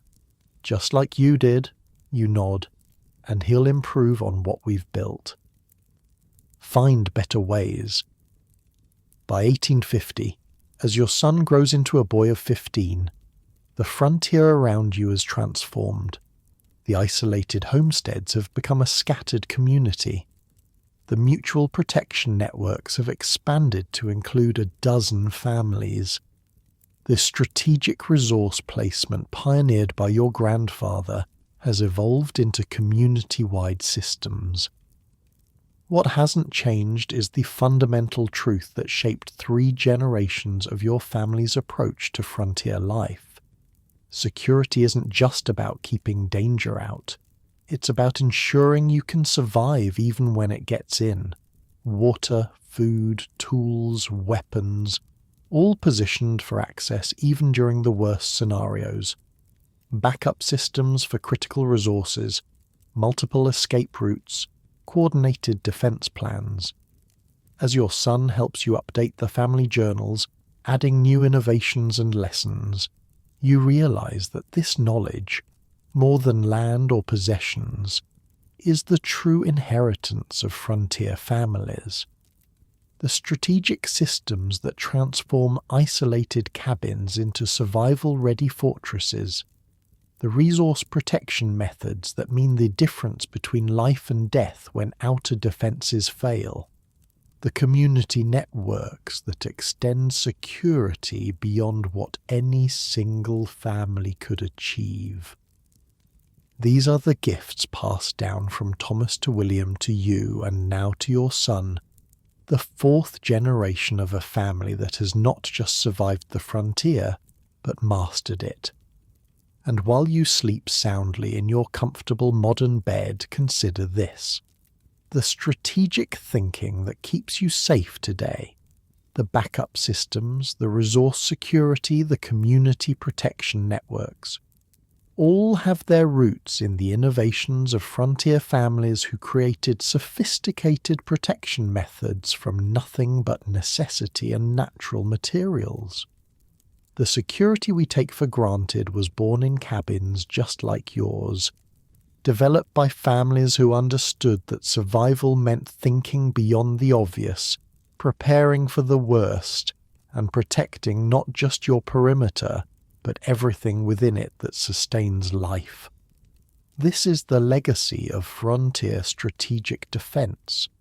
Not just barriers against danger, but systems ensuring life continues even when those barriers fail. The crack of rifle fire echoes across the homestead as Thomas Marshall IV, your 15-year-old son, squeezes the trigger. 200 yards away, the tin can perched on a fence post jumps and falls. Better, you say, watching through the brass spyglass. But you're still pulling right. The year is 1850, and your Illinois homestead has prospered. What began as a single cabin on a prairie rise has expanded to include a main house, barn, workshop, smokehouse, and several outbuildings, all encompassed by a sod and timber palisade. Thomas lowers the Hawken rifle, frowning. Thought I had it that time. Close, you say, collapsing the spyglass. Let's check your stance again. You approach your son, adjusting his posture slightly. Remember what Grandfather William taught me. Rifle shooting isn't just arms and eyes, it's feet, hips, breathing. Thomas nods, repositioning himself. His hands are calloused from farm work, but they handle the heavy rifle with practiced ease. He's been shooting since he was 8, first with a small caliber weapon, gradually working up to the powerful Hawken. Why are we practicing at 200 yards again, he asks. Most shots around here are under 50. Because, you explain, raiders and wolves don't always give you ideal conditions. You practice the hard shots so the easy ones become certain. This is the harsh truth of frontier defense. When weapons become necessary, there's rarely room for error. A missed shot could mean death, not just for you, but for your entire family. Again you instruct, and this time think about your breathing. Exhale halfway, then hold before you squeeze. As Thomas reloads, you glance toward the main house where your wife Rebecca is teaching your daughters, Mary 13 and Sarah 11, to reload cartridges. Even the girls are part of the family's combat readiness system. On the frontier, every person, regardless of age or gender, must be prepared to defend the homestead. "Pa," Thomas says suddenly, rifle still not raised. "What's it like, actually shooting at a person?" The question catches you off guard. Though you've prepared your children for the realities of frontier defense, you've been fortunate. In 15 years on this homestead, you've only had to fire at humans twice, once at raiders who fled after the first shots, and once at a group of deserters during the Mexican War who thought your isolated farm would be easy pickings. You begin, then pause, searching for honest words. It's nothing like shooting at targets. Everything feels slower, louder. Your hands shake no matter how much you've practiced. Thomas listens intently. This isn't idle curiosity. It's practical knowledge he may one day need. "That's why we drill," you continue. "So when your mind is racing and your heart's pounding so loud you can barely hear, your body remembers what to do." Thomas nods solemnly, then raises the rifle again. This time his stance is perfect. He exhales, holds and squeezes the trigger smoothly. 200 yards away, another can jumps and falls. "Much better," you approve. "Now let's try moving targets." This rigorous training, not just in marksmanship but in all aspects of weapons handling, is the backbone of frontier combat readiness. Unlike the early days of the frontier, when a single rifle might be a family's only firearm, your homestead maintains a carefully selected arsenal. The long rifle for precision shots at distance, the shotgun for close-range defense where accuracy might be compromised by stress, pistols positioned throughout the homestead for immediate access, even-edged weapons, knives, hatchets, and Thomas's pride and joy, an old cavalry sabre traded from a passing veteran. After marksmanship practice, you move to maintenance training. In the workshop, Thomas disassembles his rifle with practiced efficiency, cleaning each component. "Tell me what happens if you neglect this," you prompt, watching his hands work. "Fouling builds up," he recites. "Accuracy suffers. In damp weather, the powder won't ignite reliably. In extreme cases, the barrel could burst. And on the frontier, that means death," he answers simply. This directness might shock Eastern sensibilities, but frontier children understand stakes from an early age. Weapons aren't sporting goods or status symbols. They're survival tools that must function perfectly when needed. As Thomas reassembles his rifle, Rebecca approaches with the girls carrying a wooden crate. "Finished 50 new cartridges," she reports. "The girls are getting faster." You nod approvingly. Ammunition management is another critical component of frontier defense. Factory cartridges are expensive and supplies unreliable. Most frontier families like yours reload their own, a tedious but essential skill. "Show your father what you've learned, Mary," Rebecca encourages. Your older daughter steps forward, her expression serious beyond her 13 years. From memory, she recites the loading data for each weapon on the homestead, the powder charge, bullet weight, and optimal use case. The Hawken gets 70 grains for deer, 80 for elk or humans, she states matter-of-factly. The shotgun gets 2 drams for birds, 3 for defense. Again, the frankness might disturb outsiders, but on the frontier, children who don't understand lethal realities become adults who don't survive to have children of their own. And where are our ammunition caches, you ask? Sarah, your younger daughter, answers, primary supply in the locked cabinet in the main house, backup cache under the loose floorboard in the workshop, emergency supply in the waterproof box buried by the north fence post. You smile at her perfect recall. This dispersed storage, another lesson from your grandfather's journals, ensures that weapons remain useful even if parts of your homestead are compromised. Good, you say. Now let's check the weapon positions.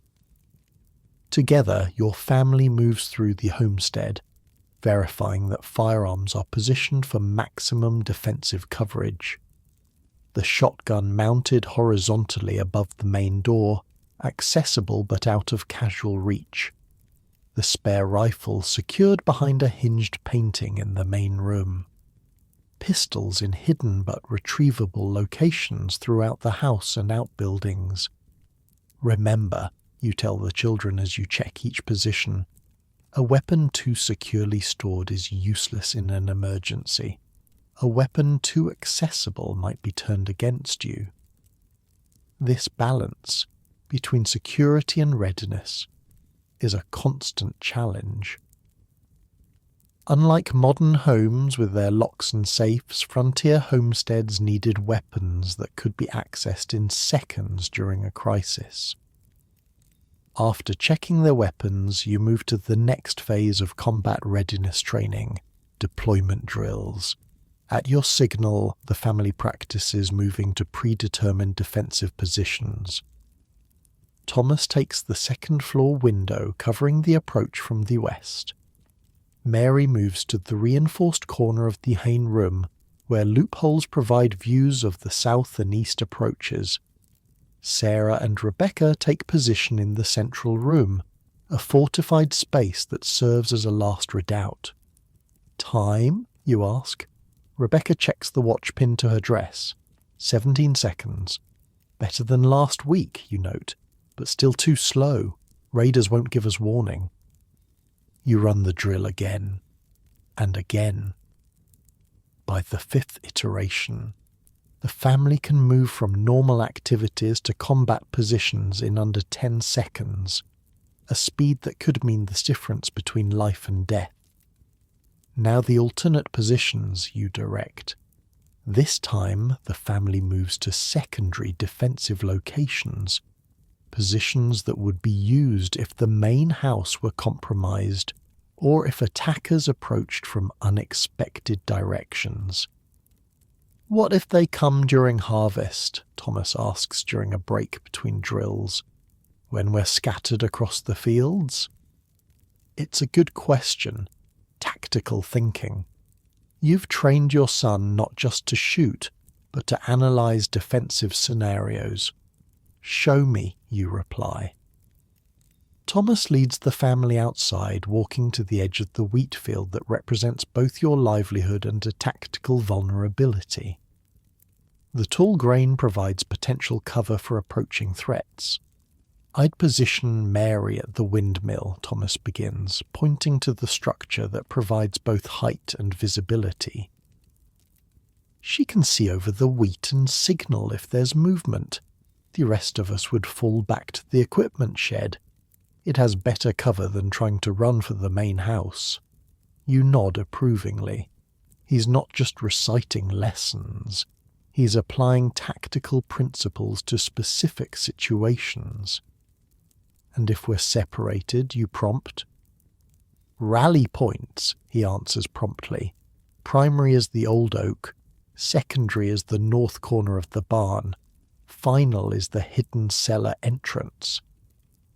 These predetermined gathering locations, another innovation refined through generations of frontier experience, ensure that family members can reunite during chaotic situations without exposing themselves unnecessarily. As afternoon turns to evening, the training shifts to close quarters combat. In the barn, you've set up practice dummies made from straw-filled sacks. Not every threat gives you time to shoot, you remind the children. Sometimes the fight comes to your hands. You demonstrate basic techniques, not formal fighting methods, but practical, brutal moves designed for survival rather than sport. Where to strike for maximum effect. How to use common tools as weapons. How to break free from grips and holds. Thomas, already strong from farm work, picks up the techniques quickly. But you pay special attention to teaching the girls, who lack his physical power but might face the same threats. Remember, you tell Mary and Sarah as they practice breaking holds, you don't need to win a fight.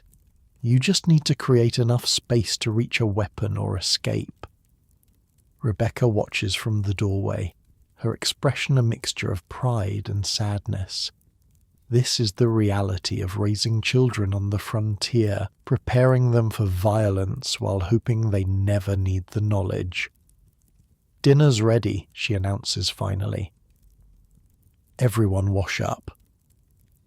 The transition from combat training to family meal happens smoothly. Another frontier skill.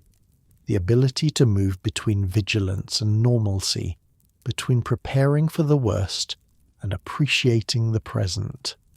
Over dinner, the conversation turns to the topic Thomas has been curious about for weeks, the psychological aspects of defense. Tobias Cooper says his father keeps human scalps on their palisade posts, he says between bites of stew. Says it scares off other raiders. You exchange a look with Rebecca. The Coopers, your neighbours who settled 3 miles west, have always taken a more aggressive approach to frontier defence than your family. Intimidation has its place, you acknowledge carefully. A reputation for effective defence can prevent attacks, but displays like that can also provoke retaliation. Your grandfather wrote about this, Rebecca adds, referring to the journals. He found that simple demonstrations of readiness, visible guard posts, well-maintained palisades, deterred most threats without creating blood feuds. This balance, between being known as dangerous enough to avoid, but not so provocative as to invite vengeful attacks, is another frontier calculation passed down through generations. After dinner, as darkness falls, the family transitions to night security procedures. Thomas takes the first watch shift, positioned in the small observation room built into the peak of the main house roof. From there, he can see approaches from all directions, even in limited moonlight. Remember the signal order, you remind him as he climbs to his post. 3 short whistle blasts for human threats, he recites. 2 long for animals, 1 short, 1 long if I'm unsure. You nod, handing him the signal horn that can alert the rest of the family if danger approaches. I'll relieve you at midnight. As Thomas takes his position, you and Rebecca prepare the younger children for bed. Even this routine includes security elements, checking window shutters, verifying that weapons are accessible but secure, ensuring that emergency supplies are ready if the family needs to evacuate during the night. "Do you think it's too much?" Rebecca asks quietly as the girls say their prayers. All this preparation, all this training for violence that may never come. You consider the question seriously. It's one that frontier parents have wrestled with for generations. How to balance security awareness with allowing children some measure of innocence. I think about my grandfather's journals, you reply finally, about the families he knew who didn't prepare, who thought the frontier wasn't really that dangerous. None of them survived to question their choices. Rebecca nods, understanding the harsh calculus. Better to raise children with knowledge they might never need than to leave them vulnerable through ignorance. Later, as the household settles for the night, you check on Sarah, finding her still awake in her small bed. "Papa," she whispers as you adjust her blanket, "are we really safe here?" The question strikes at the heart of frontier existence, the constant tension between establishing a home and acknowledging its fragility. "We're as safe as knowledge and preparation can make us," you answer honestly. "Your great-grandfather, your grandfather, and I have spent our lives learning how to protect our families. All that knowledge is built into this place, into our routines." Sarah seems to consider this.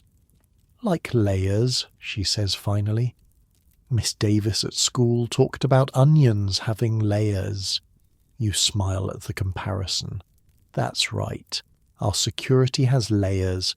If one fails, there's another behind it. And another behind that." This concept, defense in depth, is perhaps the most important principle of frontier security.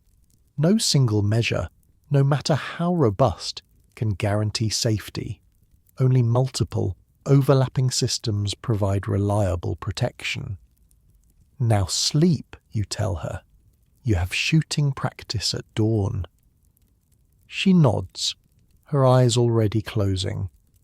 This too is a frontier skill. The ability to rest when possible, to conserve strength for when it might be needed. As midnight approaches, you prepare to relieve Thomas from watch duty. Checking your pistol, you ensure it's loaded and the percussion cap is properly seated. A weapon that fails when needed is worse than no weapon at all. Another lesson from the journals. Outside, the Illinois prairie stretches vast under moonlight. Your homestead, a tiny island of human presence in an ocean of grass, seems simultaneously substantial and fragile. The security systems you've built, the combat readiness you've instilled in your family, push back against the wilderness but can never fully tame it.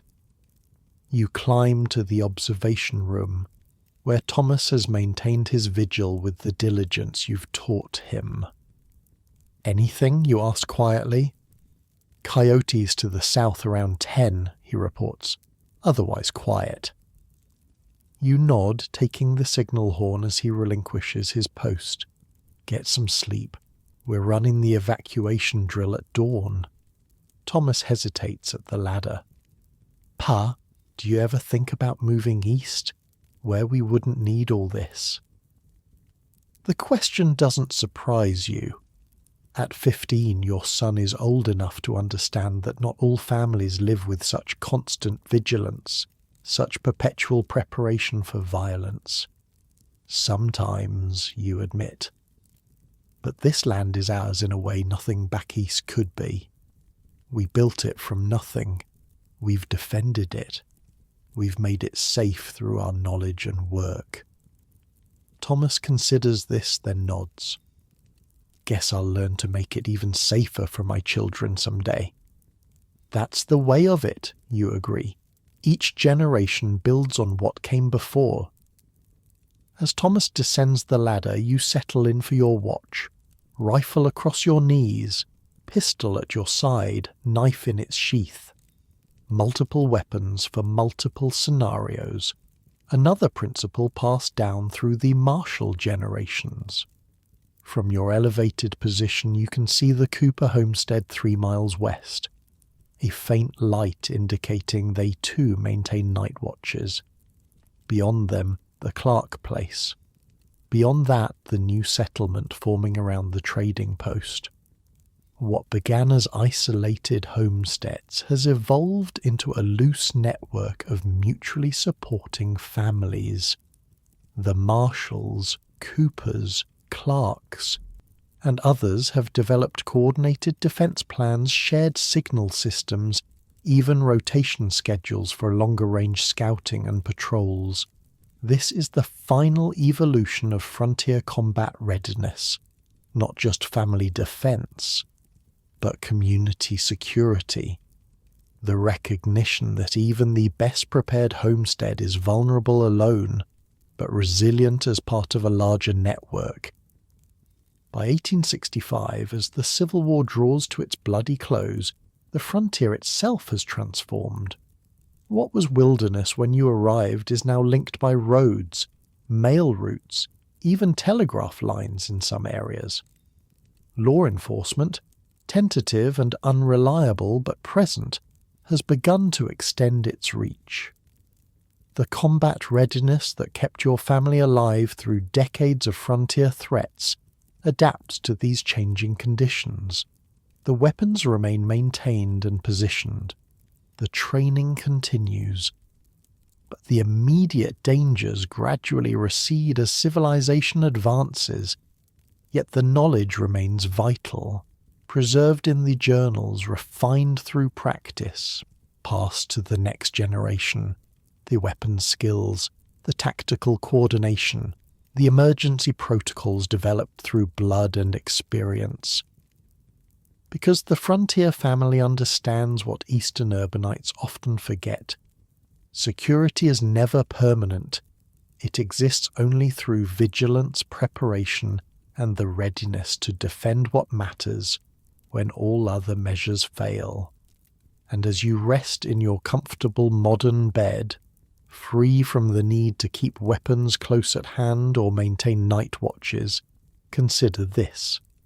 The combat readiness that frontier families developed, their systematic approach to selecting, maintaining and deploying weapons, their tactical training and coordination, their psychological preparation for violence, represented not brutality, but wisdom. The wisdom to recognize that in a world of potential threats, the final layer of security is always the readiness to stand and fight when necessary, to defend your family when all other systems have failed, to ensure that the knowledge and skills of effective resistance pass to the next generation, whether they ever need to use them or not. This is the legacy of frontier combat readiness, not just the ability to use weapons effectively, but the systematic approach to ensuring that when violence becomes unavoidable, you are prepared to survive it.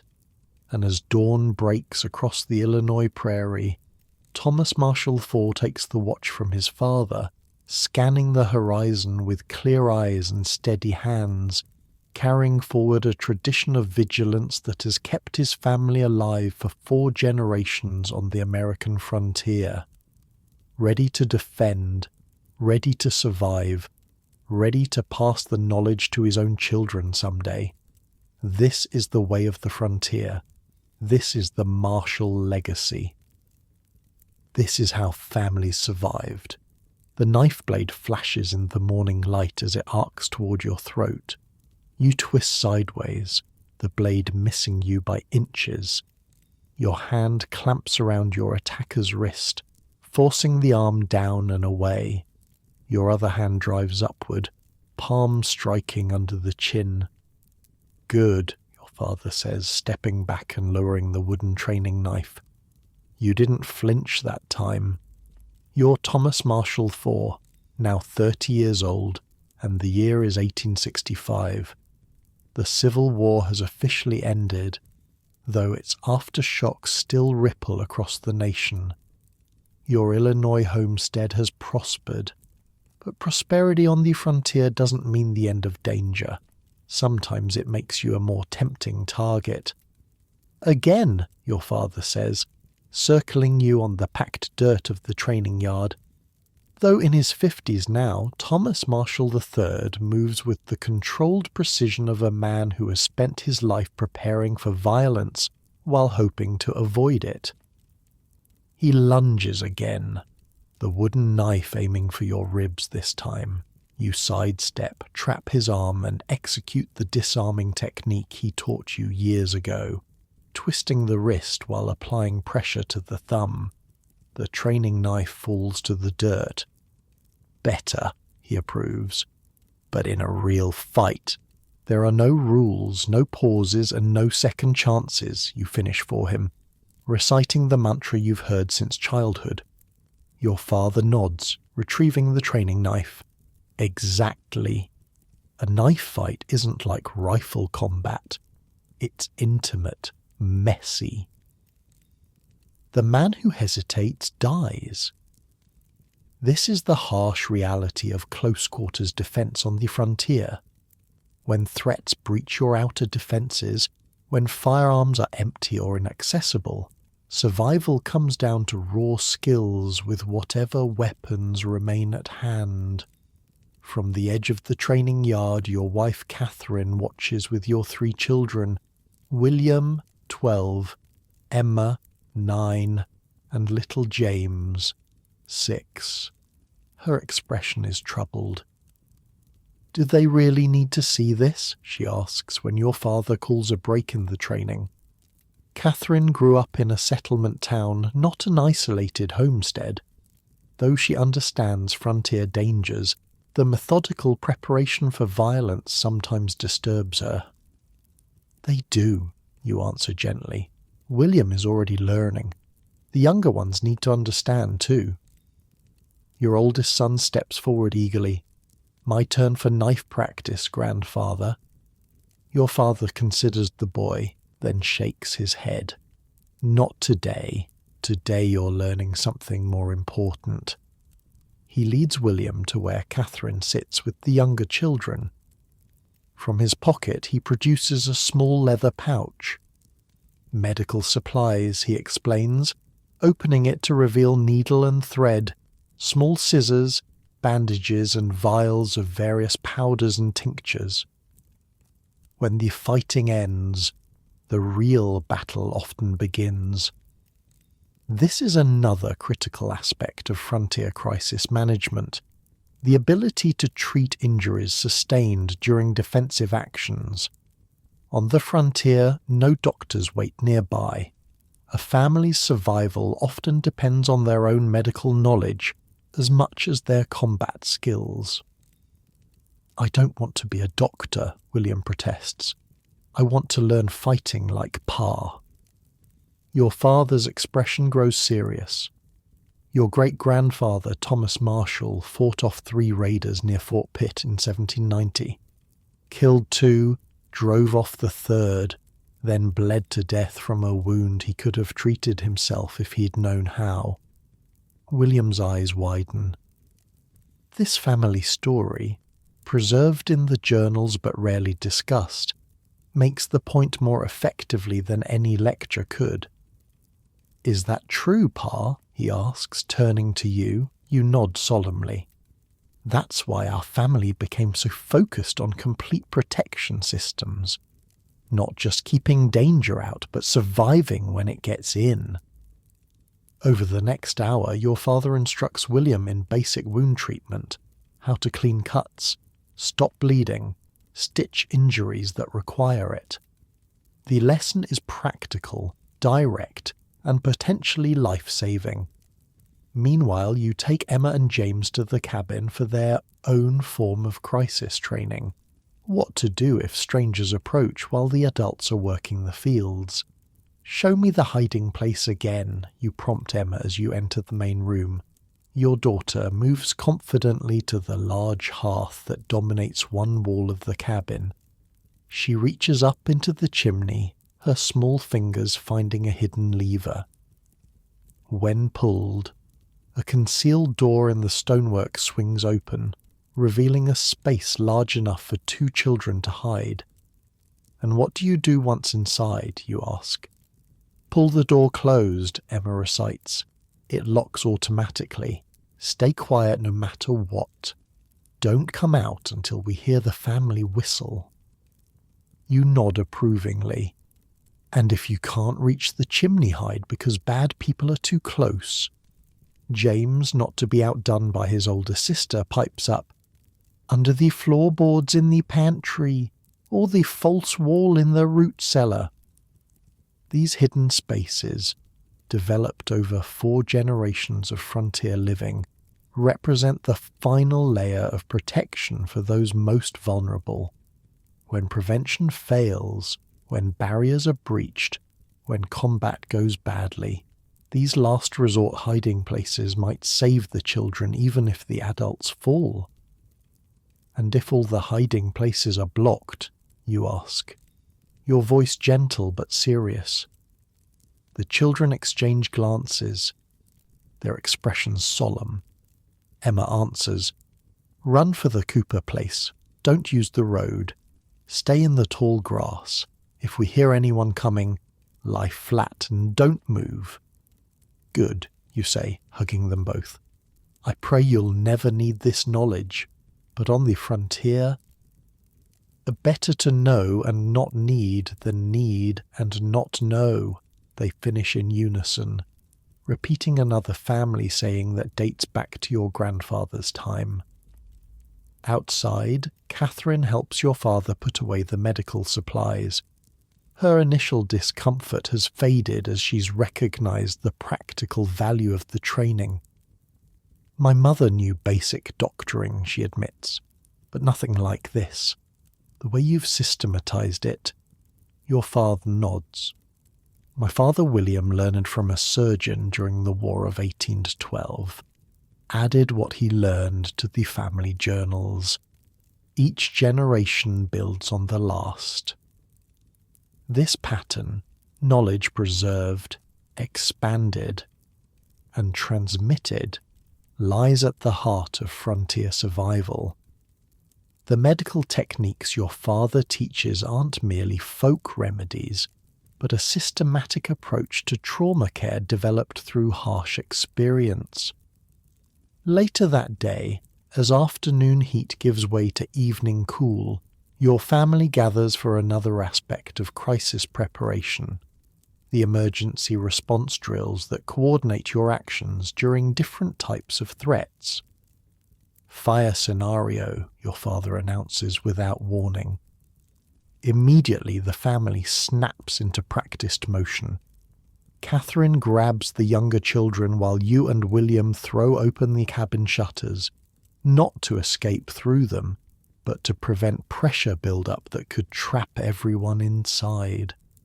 Your father retrieves the water buckets positioned strategically throughout the cabin.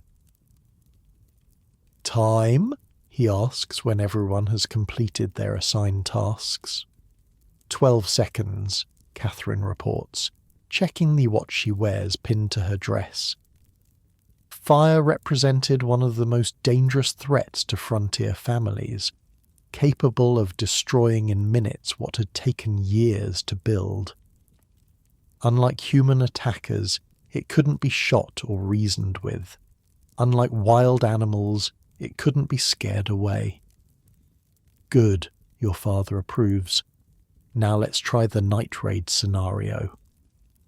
This drill is more complex, simulating a situation where attackers breach the outer defenses during darkness. Each family member has specific responsibilities and fallback positions.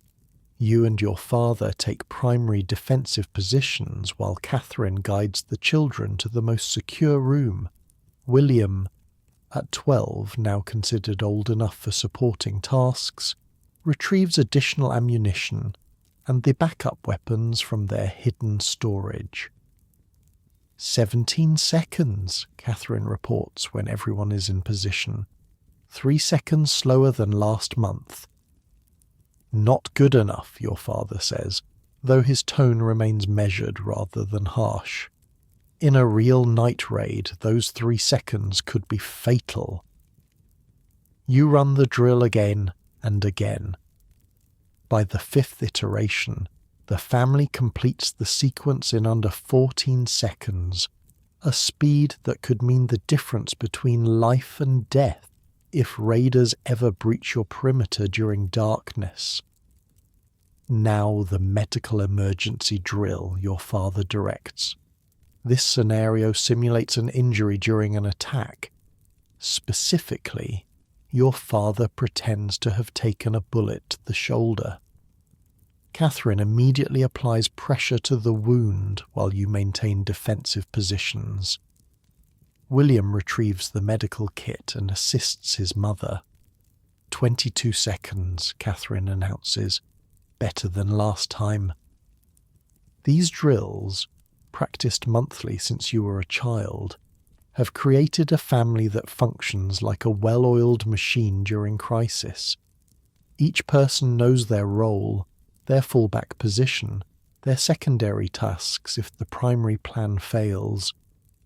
As evening deepens toward night, the family transitions to another critical aspect of frontier crisis management, the psychological preparation for extreme situations.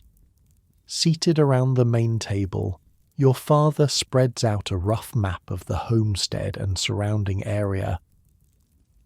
Today we're discussing the worst-case scenario, he says gravely. Total defensive failure. The homestead is overrun. We're separated, injured, and the children are at risk. This exercise, part strategic planning, part psychological preparation, addresses the situation frontier families feared most, the complete collapse of their protective systems.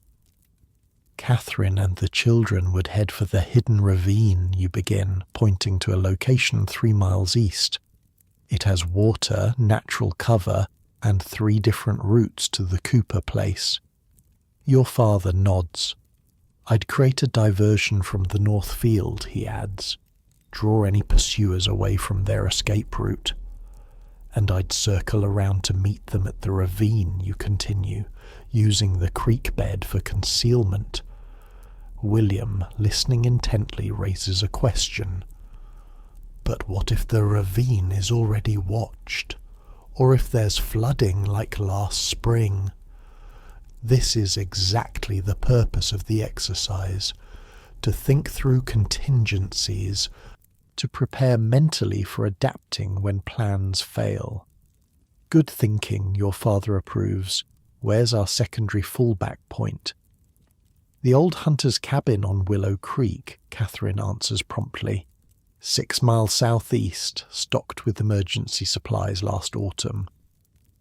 The discussion continues, examining contingencies, alternate routes, recognition signals that would allow separated family members to identify each other safely.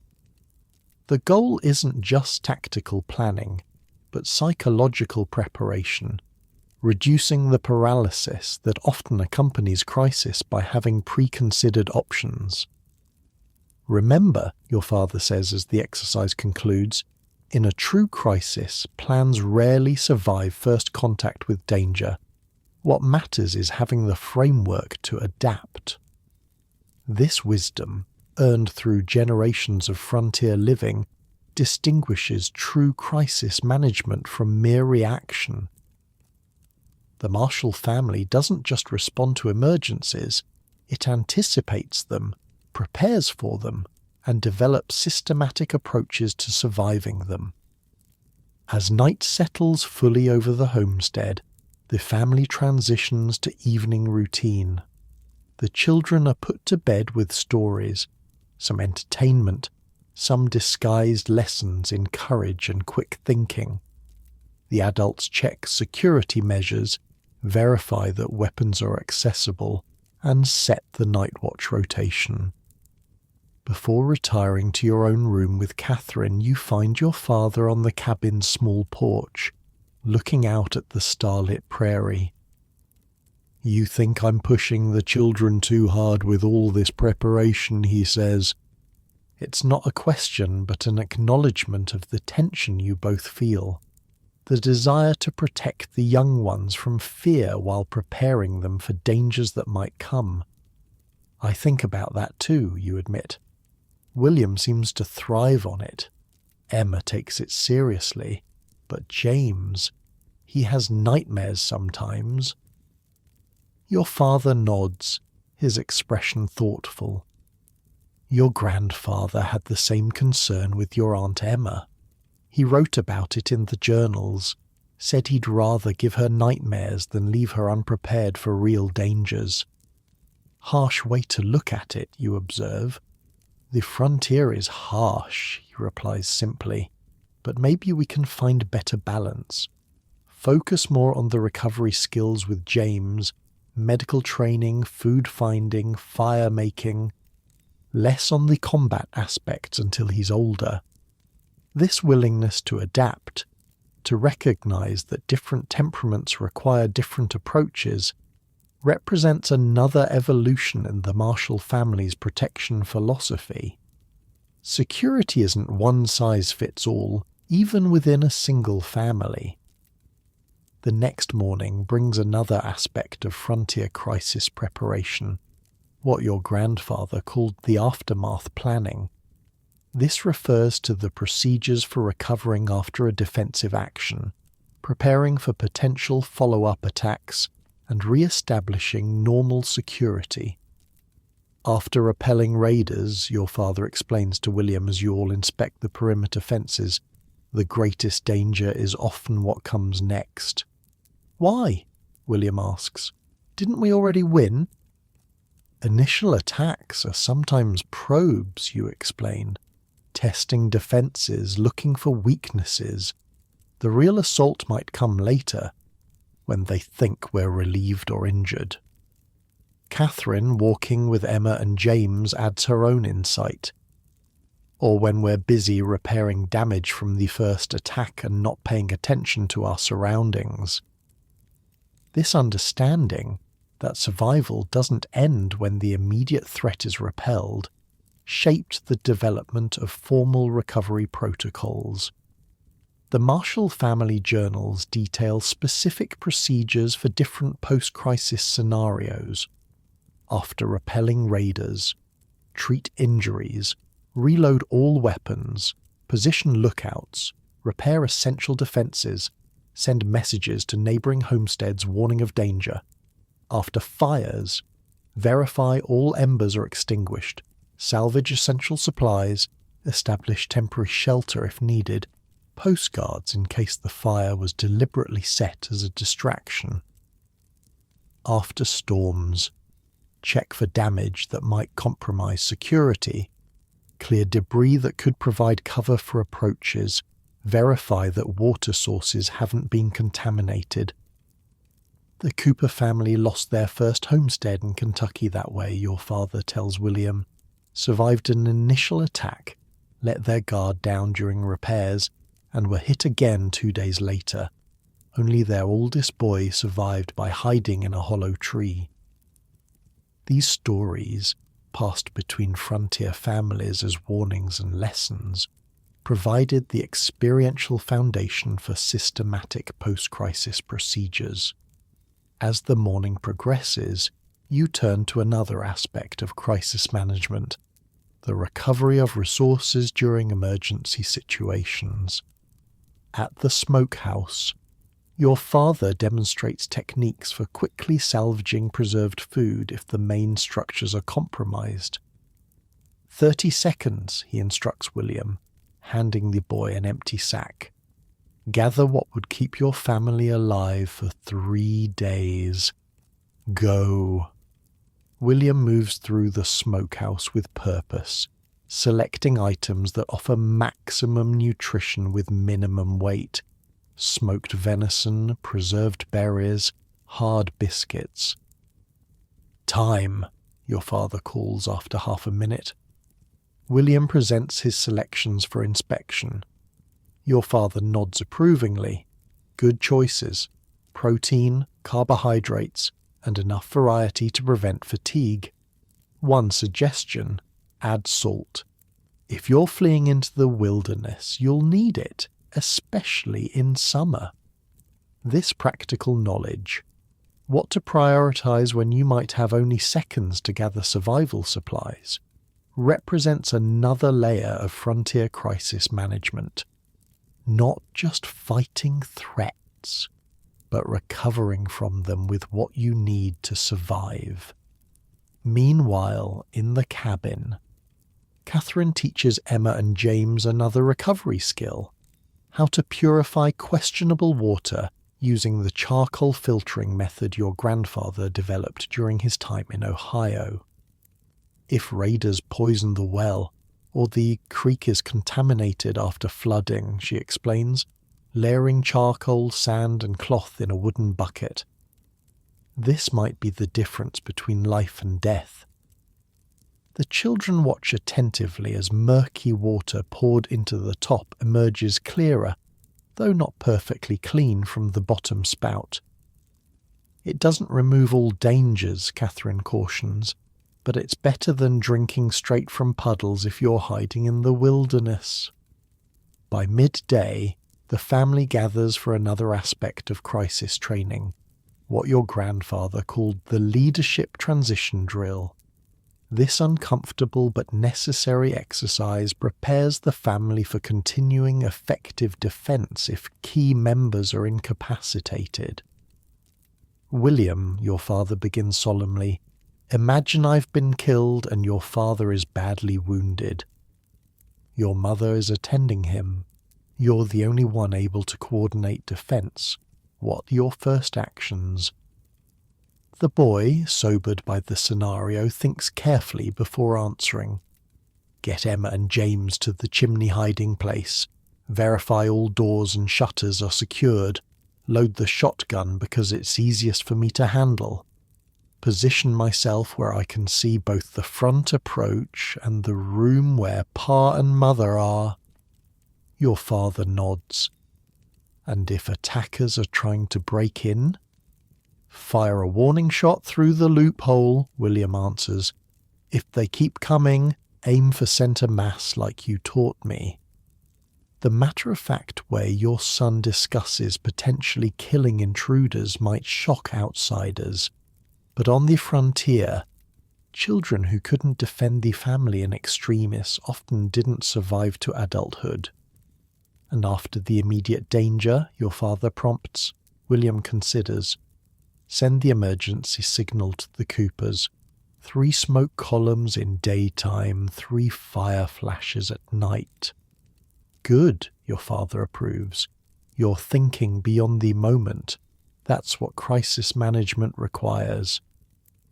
This preparation for leadership succession, ensuring that protection systems remain effective even when normal family hierarchies are disrupted, represents another sophisticated aspect of frontier crisis response. As afternoon progresses, the training turns to psychological aspects of close quarters defense, specifically techniques for maintaining focus and effectiveness during extreme stress. Your hands will shake, your father tells William during marksmanship practice. Your mouth will dry out. Your vision might narrow to a tunnel. These are normal responses. You can't prevent them, but you can function through them. He demonstrates breathing techniques developed over generations of frontier crisis response. Controlled inhalation through the nose, measured exhalation through the mouth, maintaining regular rhythm even when instinct urges shallow, rapid breaths. This keeps oxygen flowing to your brain, he explains. Helps you think clearly when everything in you wants to panic. This attention to the psychological dimensions of crisis response distinguished the most effective frontier families from those who merely had good physical defenses. The ability to think clearly, adapt quickly, and maintain coordination under extreme stress often made the difference between survival and tragedy. By evening, as the family concludes the day's training, you gather in the main room where the journals of 4 generations of marshals are stored in a fire-resistant metal box. Another innovation your grandfather added after seeing too many families lose critical knowledge to flames. Today, you've practiced skills we hope you'll never need, your father tells the children. Close quarters defense, medical treatment, emergency evacuation, resource recovery. These are the final layers of our family's protection system. What happens when all other measures fail? He removes the oldest journal from the box. Your great-grandfather's original writings from the 1750s and 60s, its leather cover worn smooth by decades of handling. Thomas Marshall Sr. began documenting these techniques after losing friends and neighbours to threats they should have survived. William Marshall expanded them based on experiences in Ohio. Your father and I have added what we've learned in Illinois. He hands the journal reverently to William. One day, you'll add your own knowledge to these pages. You'll discover better ways to protect your family. That's how we survive. By learning, improving, passing down what works. The boy accepts the journal carefully, understanding the responsibility it represents. Not just a family heirloom, but a survival manual written in blood and experience. As night falls across the prairie, the family transitions to evening security routines. The children are settled in their beds. The adults verify that weapons are positioned, water buckets filled, escape routes clear. You take the first watch shift, positioned in the small observation room built into the roof peak. From this vantage point, you survey the homestead your family has built over decades. The main house, barns, workshops, fields. The physical manifestation of 4 generations of security knowledge. But the true legacy isn't the structures themselves, it's the systems that protect them. The crisis management protocols that ensure survival even when other measures fail. The close-quarters defense techniques that provide last resort options when threats breach the perimeter. This is what separates the families who merely built on the frontier from those who truly mastered it. The comprehensive approach to security that addresses not just prevention, but response and recovery. Not just keeping danger out, but surviving when it gets in.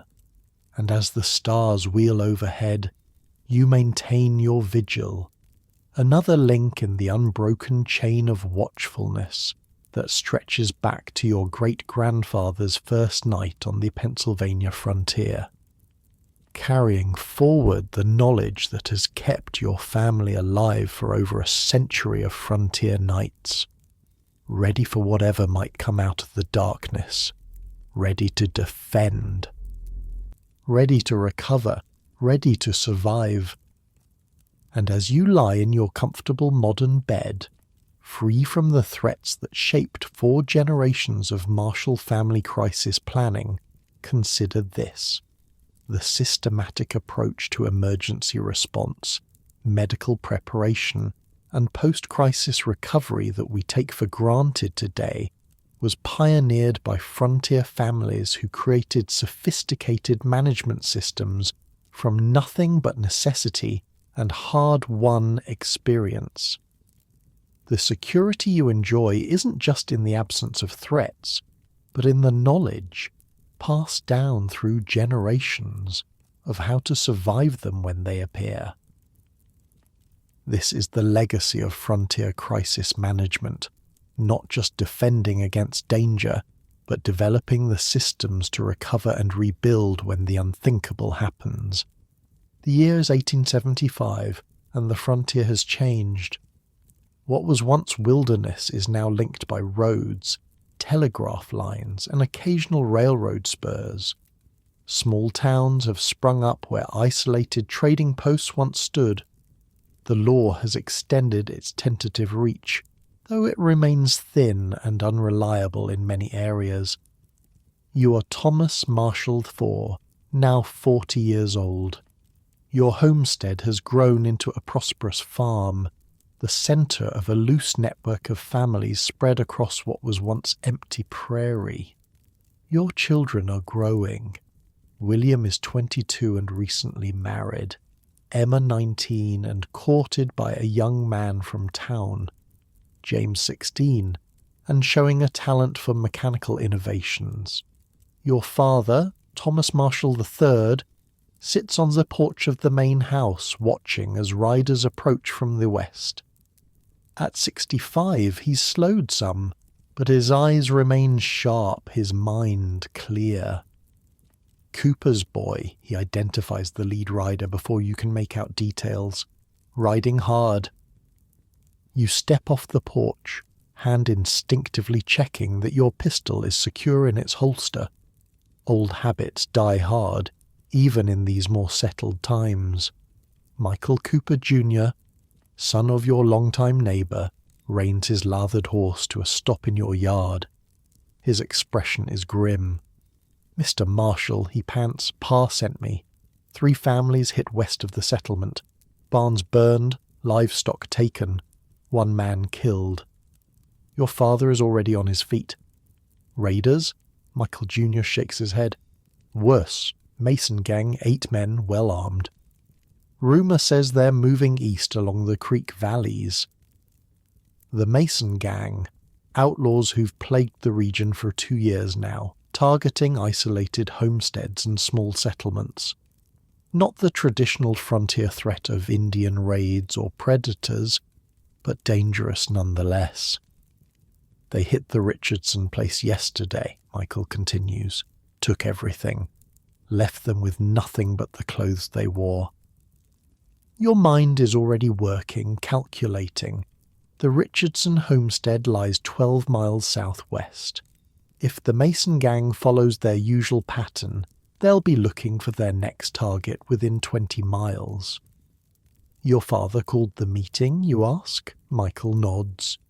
"Tonight, every family from here to the settlement at our place." This is the evolution of frontier security in the 1870s, not just individual homesteads with their own protection systems, but networks of families with coordinated defense plans. What began as informal mutual aid has developed into sophisticated community security. "We'll be there," you assure him. "Spread the word to the Clarks and Washburns on your way back." As Michael rides off, your father returns to the house to retrieve the family journals. William emerges from the barn, alerted by the visitor. "Trouble?" he asks, wiping his hands on a rag.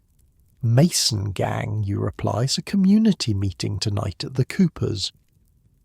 Your son nods grimly. Though born into a more settled frontier than you were, he understands the protocols. Within minutes he's checking weapons, ensuring horses are ready, and alerting your wife Catherine and the other children. This immediate, efficient response, without panic but with absolute seriousness, is the product of generations of frontier preparation. The psychological readiness to shift from peaceful routine to defense stance without hesitation. By late afternoon, your family rides toward the Cooper homestead. You, Catherine, William and his wife Anna, Emma and James, everyone armed, everyone alert. Your father remains behind with 2 hired hands to guard your place. Another aspect of community defense protocols. Never leave any homestead completely undefended. The Cooper place has transformed since that first meeting 40 years ago. What began as a simple cabin has expanded into a substantial compound, with a large central building specifically designed for community gatherings. As you arrive, you see 24 horses already hitched outside. Inside, representatives from 15 families, some from homesteads, others from the small settlement 10 miles east, are gathered in what looks more like a town hall than a frontier defense meeting.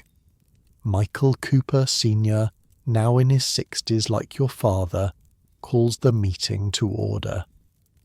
The formal structure, with speaking protocols and voting procedures, is a far cry from the desperate ad hoc meetings of earlier frontier days.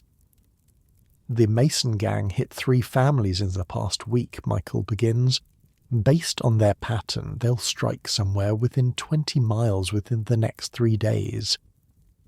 This intelligence gathering, tracking outlaw movements, identifying patterns, predicting targets, represents one of the most sophisticated aspects of community protection networks, not just reacting to threats, but anticipating them. They're growing bolder, adds Sheriff Davis, a relatively new addition to these meetings. The settlement has had a sheriff for only 5 years, a sign of the frontier's transformation. 8 men, heavily armed, Davis continues. They've shown they're willing to kill if resisted. So we don't give them just one target to hit, you suggest, rising to speak. We consolidate. Bring vulnerable families together at defensible locations until they pass through or are caught. This strategy, temporarily condensing the security perimeter to protect more people with fewer resources, evolved from lessons recorded in your grandfather's journals. Isolated families were easy targets. Combined households with coordinated defenders were not. The Marshall Place can take 3 families, you offer. We have the space and the defensive positions. Others quickly follow your lead. The Cooper compound can house 4 additional families. The Clark homestead, with its stone walls and elevated firing positions, can accommodate 3 more.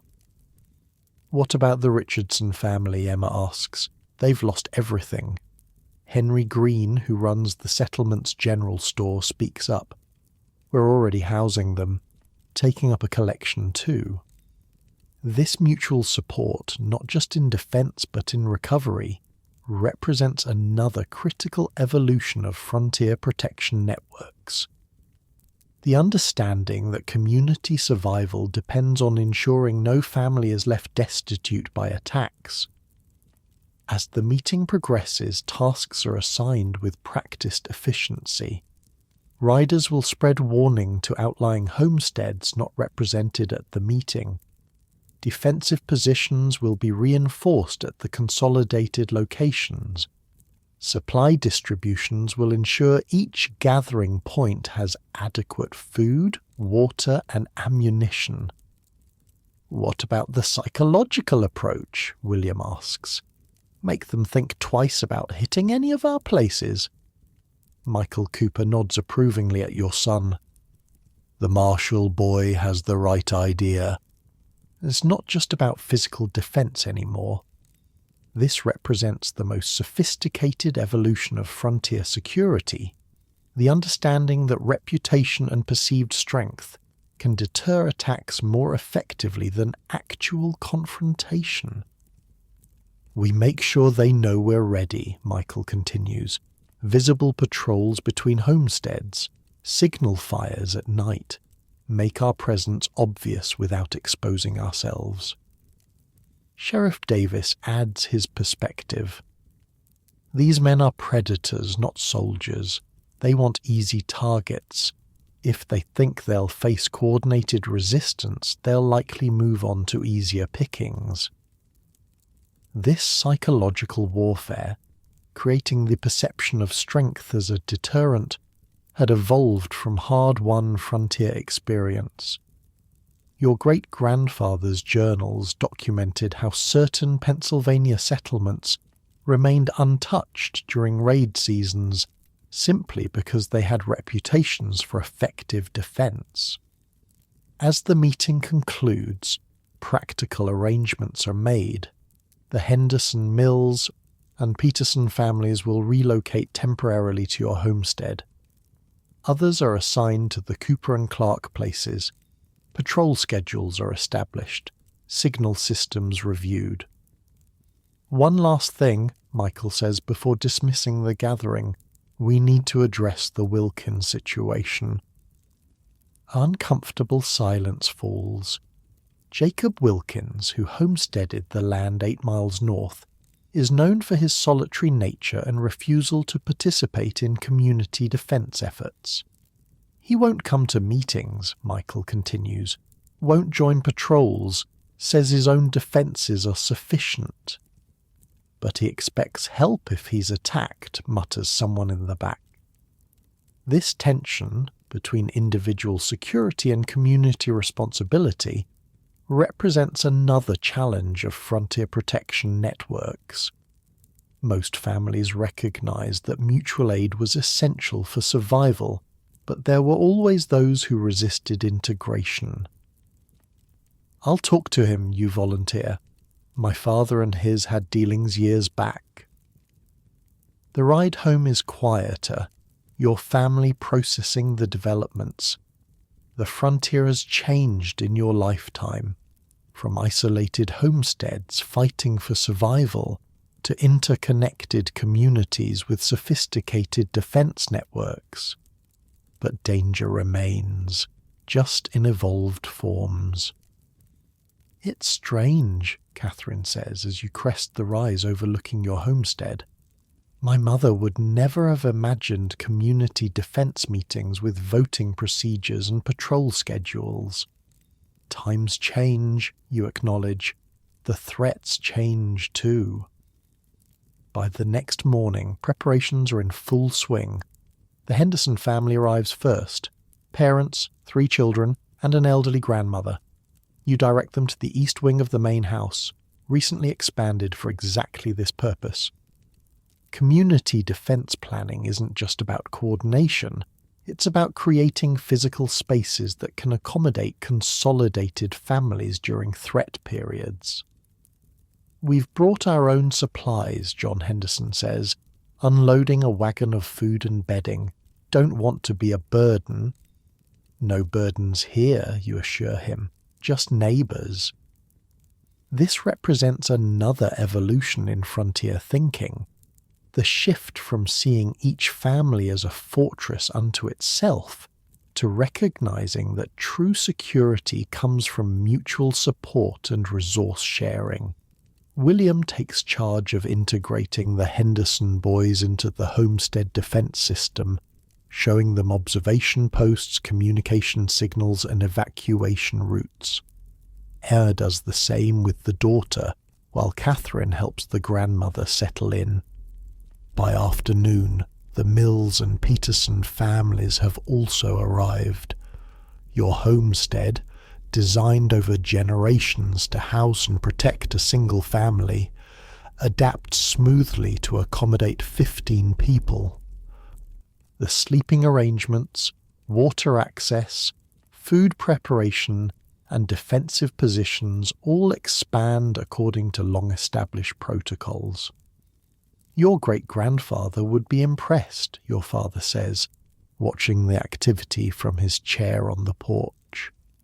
He wrote about community defense, but never got to see it work like this. That evening, as darkness falls, the signal fires are lit on the highest points of participating homesteads, 3 flames in a triangle pattern, visible for miles. The message to the Mason gang is clear. These are not isolated, vulnerable targets. This is a community prepared to defend itself. Patrol riders return with reports. No sign of the outlaws yet, but tracks suggest they're moving in the region. The night passes under heightened vigilance, with rotating watches maintained by men from all 4 families now residing in your compound. The next morning you prepare to fulfill your promise to speak with Jacob Wilkins. Catherine watches with concern as you check your weapons. "You're going alone?" she asks. "Better that way," you explain. "Wilkins is suspicious of groups. One man might get a hearing." This nuanced approach to diplomacy, understanding that security sometimes comes through negotiation rather than confrontation, represents another sophisticated aspect of frontier protection networks. Knowing when force projection is effective and when it's counterproductive. The ride to the Wilkins homestead takes 2 hours. Unlike most in the region, His property shows minimal expansion from its original cabin. No outbuildings, no enlarged house, no visible improvements to defences. Just a small cabin and barn surrounded by untended fields. Jacob Wilkins meets you at the perimeter, rifle in hand. Though you've lived within 10 miles of each other for decades, you've spoken fewer than a dozen times. "Marshal," he acknowledges curtly. "What brings you?" "Mason gang," you reply directly. "They've hit 3 places southwest of here, killed 1 man, left families with nothing." Wilkins' expression doesn't change. "Sorry to hear it. Don't see what it has to do with me." You measure your words carefully. "We're consolidating, bringing vulnerable families together at defensible locations until the danger passes. Cooper Place, Clark Place, and mine are taking in neighbours." "I didn't ask for protection," Wilkins says flatly. "Not offering to protect you," you clarify. "Offering you a place among neighbours. Or if you prefer to stay here, at least share intelligence if you spot riders in the area." This diplomatic approach, not demanding participation but offering options, evolved from hard lessons recorded in your family journals. Frontier communities functioned best when cooperation was voluntary, based on mutual benefit rather than obligation. Wilkins seems to consider your words. "My father homesteaded this land, said a man should be able to defend what's his without depending on others." You nod, understanding this perspective. It was common in the earliest frontier days. "My great-grandfather thought the same," you reply. "He wrote in his journal that he learned better after watching too many families fall because they stood alone." Something in Wilkins' expression shifts slightly. "Your family keeps journals about defence and such?" 4 generations worth, you confirm, started in Pennsylvania in the 1750s, each generation adding what they learned. This piques his interest, as you'd hoped it might. The offer of knowledge, practical, proven security knowledge, often succeeds where demands for cooperation fail. "I'll keep my eyes open," Wilkins concedes finally. "See any strangers? I'll send my boy to let Cooper know." It's not full participation in the community defense network, but it's a start. Another lookout, another set of eyes watching the approaches. In frontier security, small gains matter. As you ride back to your homestead, you reflect on how protection systems have evolved. Your great-grandfather's journals described security primarily in terms of physical barriers and weapons. Your grandfather added psychological elements and family coordination. Your father expanded to multi-family defense networks. Now, your generation has developed sophisticated community-wide systems that integrate physical, psychological and social aspects of security. Upon your return, you find increased activity at your homestead. 3 riders from town have brought news. The Mason gang was spotted 15 miles south, heading northeast along the creek that runs near your property. "They'll be in our area by tomorrow," William reports. "Sheriff's forming a posse, but they're outnumbered." The community response shifts to high alert. Children are restricted to the inner areas of the homestead. Additional ammunition is distributed to defensive positions. The patrol schedule intensifies, with riders maintaining contact between the consolidated households. That night, your father gathers everyone in the main room. Not just your family, but all 4 families currently sheltering in your homestead. The elderly Henderson grandmother, the Mills children, the Peterson father recovering from a broken leg that makes him especially vulnerable. Some of you are too young to remember when each family stood alone against dangers, your father begins, when there was no sheriff, no town within riding distance, no telegraph to call for help. The room is silent. Everyone listening to this elder who bridges the gap between frontier past and more settled present. In those days, a family's security depended entirely on their own preparations, their own vigilance. Many didn't survive. He looks around the room, his gaze lingering on the children. What you're experiencing now, this coming together, this mutual protection, this is the evolution of frontier security. Not just stronger walls or better weapons, but stronger communities. This perspective, seeing security as a community achievement rather than just a family responsibility, represents the most sophisticated development in frontier protection thinking. The recognition that true safety comes not just from keeping danger out of your own homestead, but from creating environments where danger is less likely to approach any homestead. The next morning brings the confrontation everyone has been preparing for, but not in the way expected. As dawn breaks, a rider approaches your homestead at full gallop. It's Michael Cooper Jr. again, his horse nearly spent. They hit the Wilkins place at first light. He pants as you meet him in the yard, but something went wrong for them. Shots fired, they scattered. Wilkins, you ask urgently. Alive. His son took a bullet in the shoulder but should recover. They're bringing them to the Cooper place now. What unfolds over the next hours demonstrates the full evolution of frontier community defense.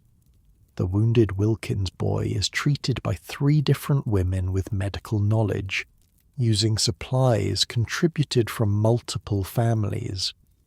Riders patrol expanded perimeters around all 3 consolidated locations. The sheriff and his small posse coordinate with community members to track the scattered outlaws. By nightfall, word comes that 2 members of the Mason gang have been captured by the sheriff's posse, supported by men from the settlement. The others have fled the region, apparently deciding that this community is too well organized to offer easy targets. They hit Wilkins because he was isolated, Michael Cooper observes when he visits to share the news.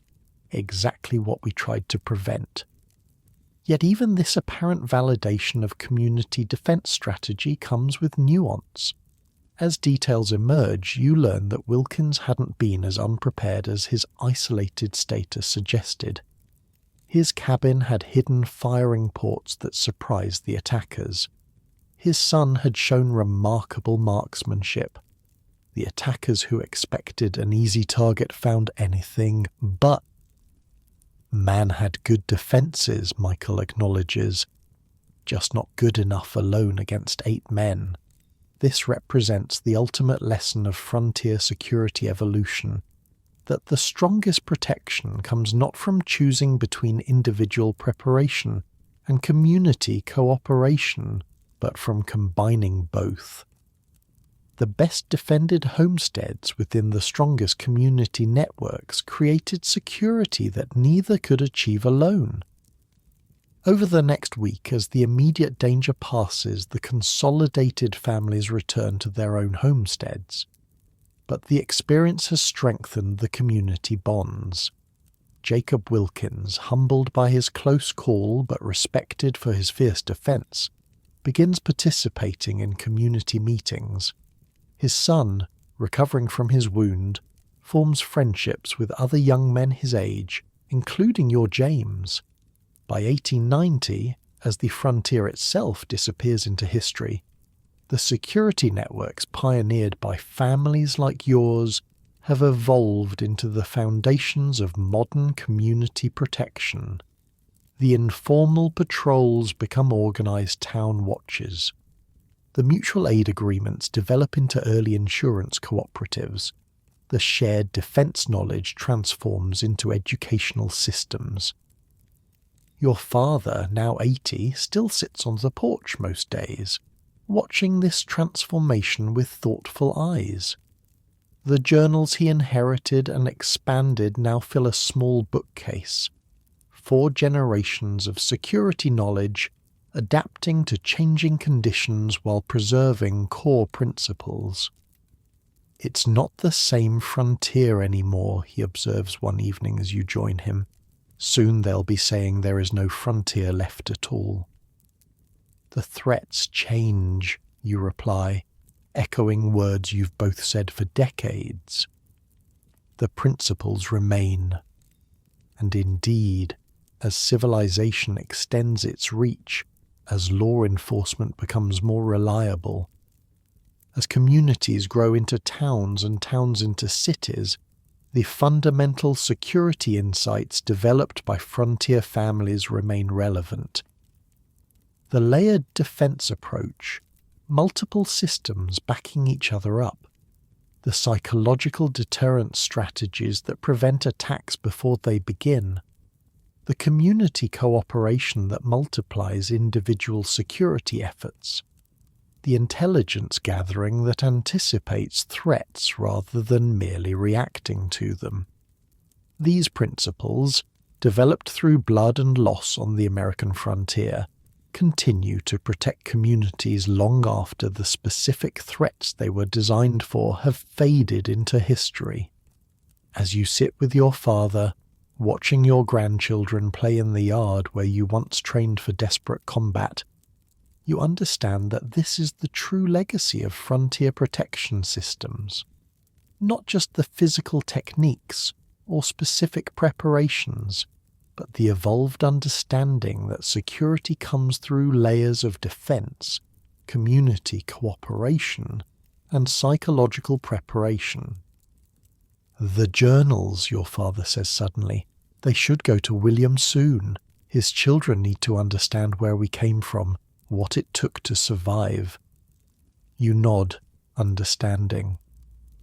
Though the daily reality of frontier defense has faded, the knowledge remains valuable, not just as history, but as practical wisdom that translates across generations and changing circumstances.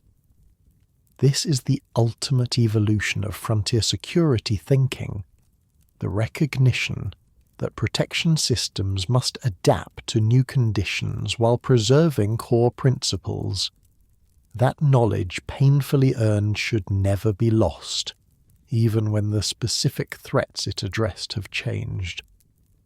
And as you rest in your comfortable modern bed, free from the constant vigilance that shaped generations of frontier families, consider this. These sophisticated approaches to community security that protect modern society weren't invented by theorists or legislators. They evolved organically from the practical experiences of families who created protection networks on the American frontier. The neighborhood watch, the community emergency response team, the mutual aid society, the intelligence sharing between communities, all have their roots in systems pioneered by frontier families who discovered, through harsh experience, that the strongest security comes not from isolation but from cooperation, not from keeping others out, but from bringing them in. This is the legacy of frontier community protection, not just survival, but the creation of security networks that transcended individual homesteads and laid the groundwork for modern concepts of community safety. A legacy written in journals passed from generation to generation, preserved in the memories of families who learned that true security comes not just from strong walls, but from strong communities.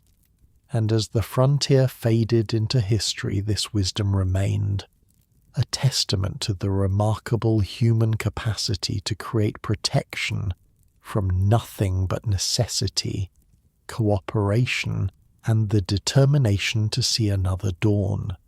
The maple leaves turn crimson against the October sky as you rock slowly on the front porch of the house your hands built half a century ago. The year is 1900, and at 65 you've lived to see the turning of a century, something your great-grandfather Thomas Marshall Sr. could hardly have imagined when he penned the first security journal in a crude Pennsylvania cabin in 1760. You are Thomas Marshall IV, patriarch of a family that has survived and thrived across 5 generations of frontier life. But the frontier itself, that shifting boundary between civilization and wilderness, has been officially declared closed by the government. The wild spaces have been mapped, claimed, fenced. "Grandpa, tell the story about the wolves again," pleads 10-year-old Robert, your eldest grandson, who sits at your feet whittling a stick with careful concentration. "Which wolf story?" you ask, though you know exactly which one he means. Children have favourite tales they want repeated, comfort in the familiar. "The one about great-great-grandpa Thomas and the night pack that circled his cabin," Robert says, looking up with eager eyes.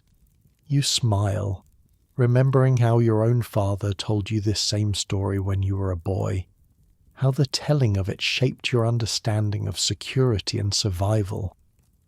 "It was winter, 1750, you begin, your voice taking on the measured cadence of a practiced storyteller. The Pennsylvania wilderness was deep in snow. Thomas Marshall Sr., your great-great-grandfather, had built a small cabin for his family, just one room with a dirt floor and a single window. As you recount the tale, wolves circling in darkness, the single rifle shot, the family huddled together through the long night, you realize you're not just sharing a story.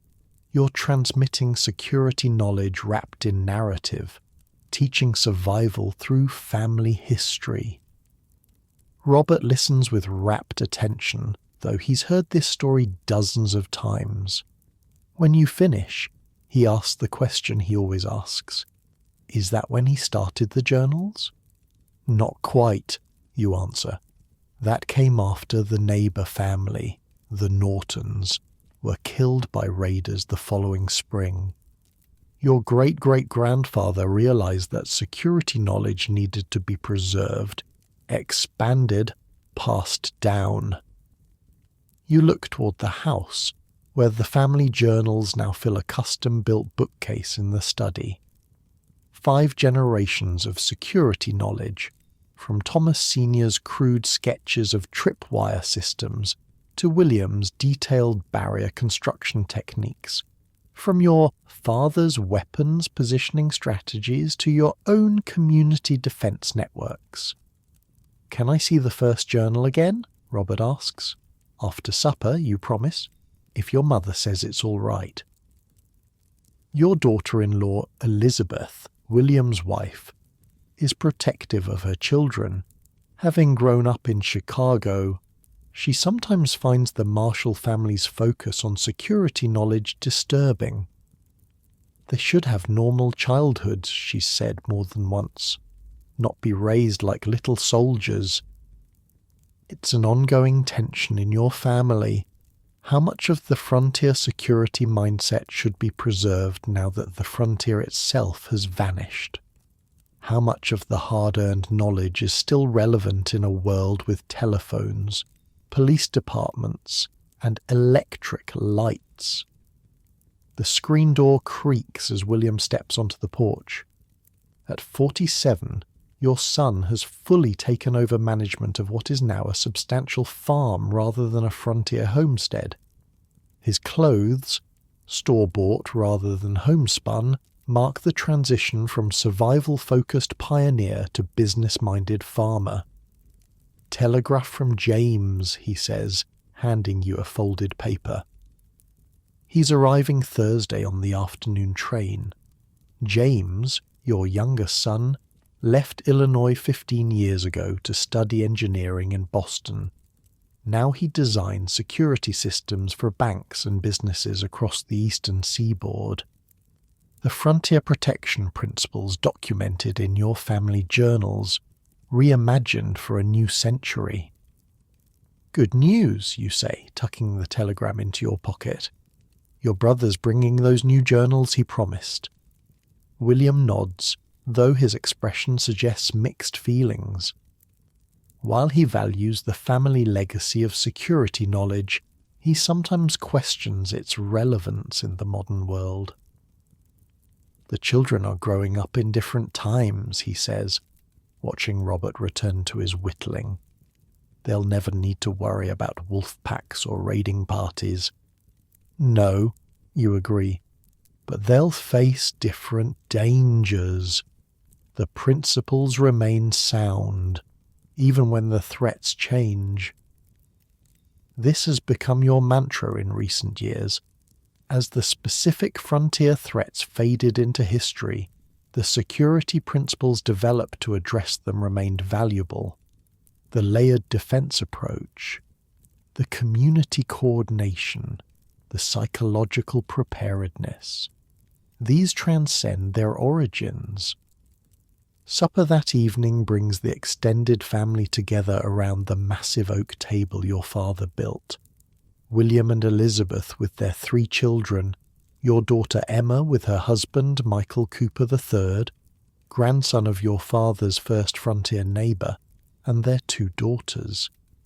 Even old Catherine, your wife of 45 years who normally takes meals in her room due to advancing age, joins the gathering in anticipation of James's visit. "Pass the biscuits, please," says Elizabeth, her Chicago accent still noticeable after 20 years in Illinois. And Robert, "Put that book away at the table." Robert reluctantly closes the first Marshall journal, which you'd allowed him to retrieve after extracting a promise to handle it carefully. His fascination with the family security legacy both pleases and concerns you. In a world increasingly removed from frontier realities, how will this knowledge serve him? "Is Uncle James bringing the new security journals he's writing?" asks Robert. You nod.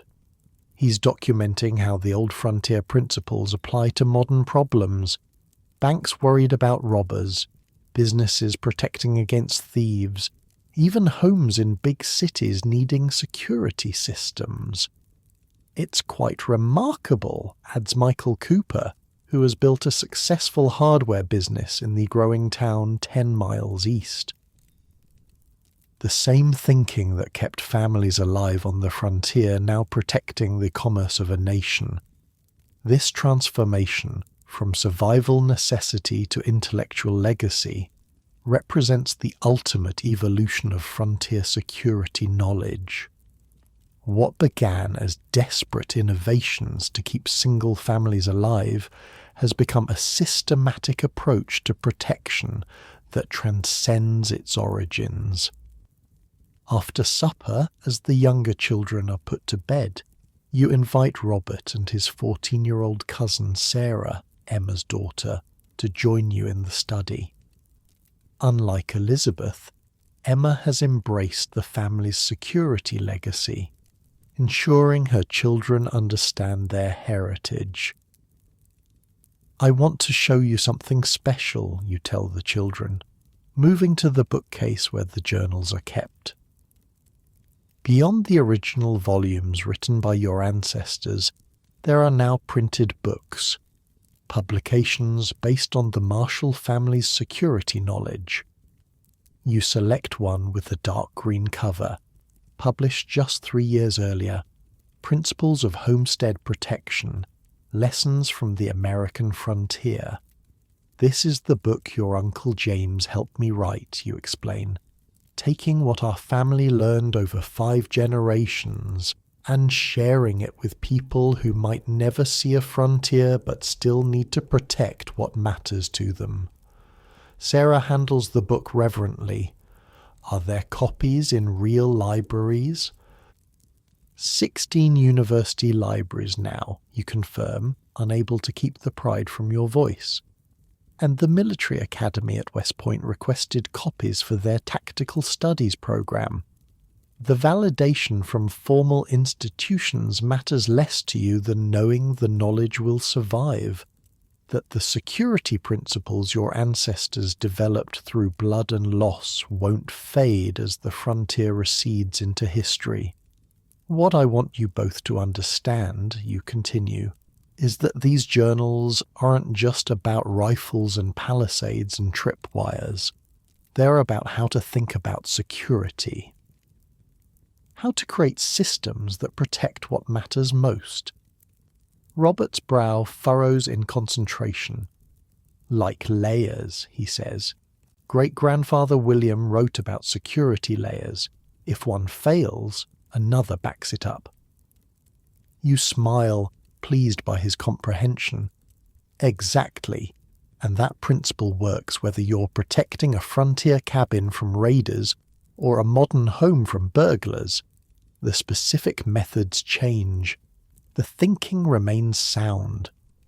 This, you believe, is the most valuable legacy of frontier security evolution, not the specific techniques, but the systematic approach to protection.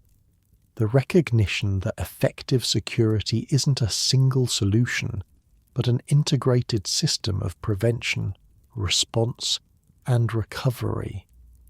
As the evening deepens, Catherine joins you in the study, moving slowly with her cane.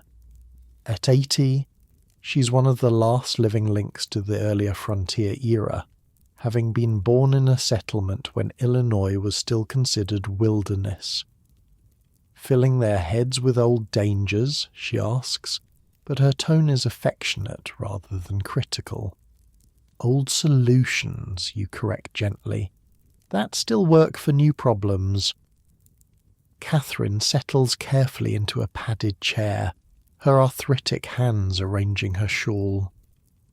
I was thinking today about that first winter here, she says, when Emma was just a baby. How we practiced what to do if raiders came during a blizzard. The chimney hiding place, you recall, and the emergency supplies buried by the north fence post. We never needed them, Catherine observes. All that preparation, all that worry, and the worst never came. Because of the preparation, you suggest. The systems worked by preventing what they were designed to address. This paradox, that the most effective security often appears unnecessary because it prevents the very threats it was created to handle, represents a sophisticated understanding that your family developed over generations of frontier living. Robert and Sarah listened to this exchange with wide eyes, witnessing the living connection to a past that's rapidly fading from American memory. The frontier era, which defined your family for 4 generations, is now something children read about in school books rather than experience firsthand. Will you show us the emergency supply cache tomorrow? Robert asks eagerly. The one by the north fence? You exchange glances with Catherine, who nods slightly. I suppose we could, you agree, though it's probably just a rusty box full of dirt by now. Haven't checked it in 20 years. That's the point, isn't it? Sarah says with unexpected insight. It was there if you needed it, but the goal was never needing it. Her understanding pleases you. The Marshall security legacy isn't about paranoia or obsession with threats. It's about creating systems that allow normal life to proceed without fear, precisely because you're prepared for the worst. As evening transitions to night, the children are sent to bed with promises of examining old security features the next day. You and Catherine retire to the main bedroom, a far cry from the crude sleeping arrangements your great-grandfather described in his earliest journal entries. Do you think any of them truly understand, Catherine asks as she brushes her silver hair, what it meant to live with constant vigilance? To know your family's survival depended entirely on your preparation? They can't, you admit. Not really.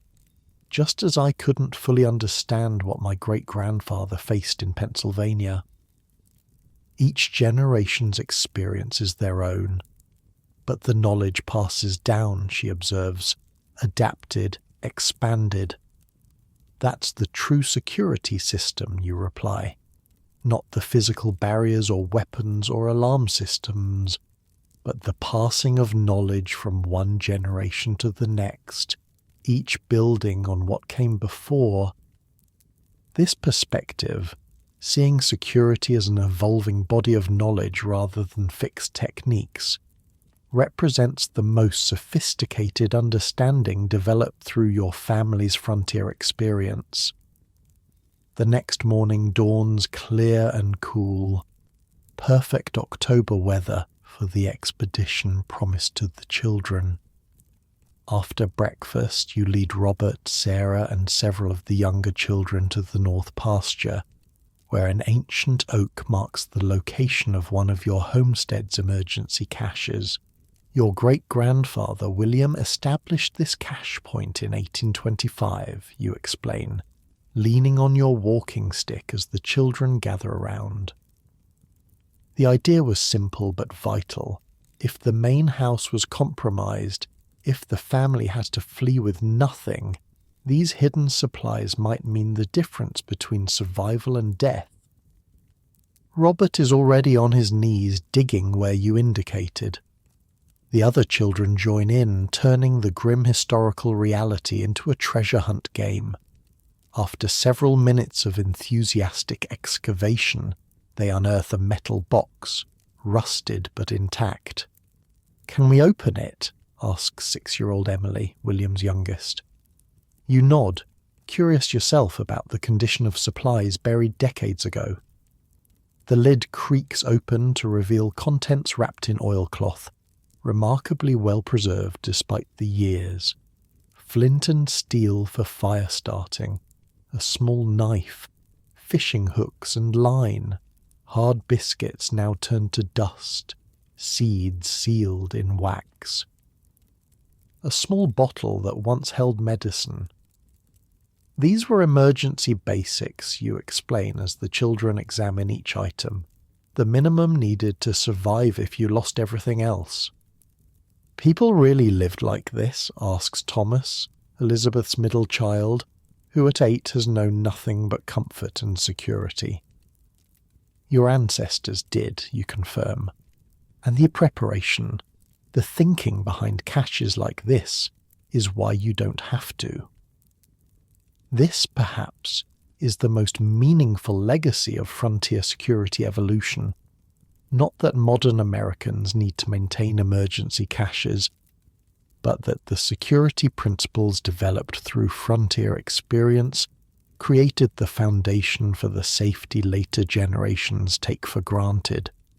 As the morning continues, you turn the exploration into a walking tour of your homestead's historical security features, the firing ports disguised as decorative elements in the original cabin walls.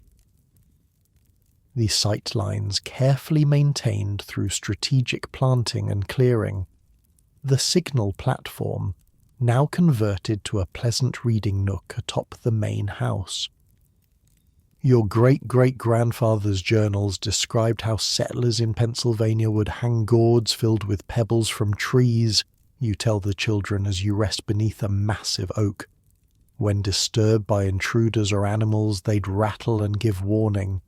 "Like a burglar alarm," exclaims Robert. Exactly like that, you agree. The principle is identical. Create noise when a boundary is crossed without permission. Only the technology has changed. This connection between frontier innovations and modern security technologies fascinates the children, the tripwires becoming modern alert systems.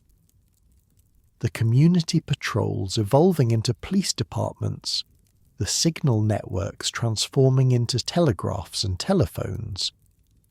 By afternoon, as you return to the main house, you notice William watching the proceedings with a thoughtful expression.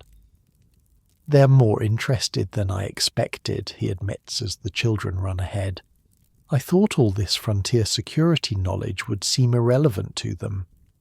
"The specific techniques might be outdated," you reply, "but the thinking behind them never will be. Protection of what matters most is a constant human need, whether on the frontier or in a modern city." This perspective, that security principles transcend their historical origins, represents the most enduring legacy of your family's frontier experience. Not the specific methods, but the systematic approach to protection that can be adapted to any environment, any era. That evening, as twilight settles across the prairie that was once wilderness, you sit again on the porch, the family journals open on your lap. From the crude handwriting of Thomas Marshall Sr. in 1760 to your own careful documentation of community defense networks in the 1880s, these volumes represent 5 generations of security knowledge.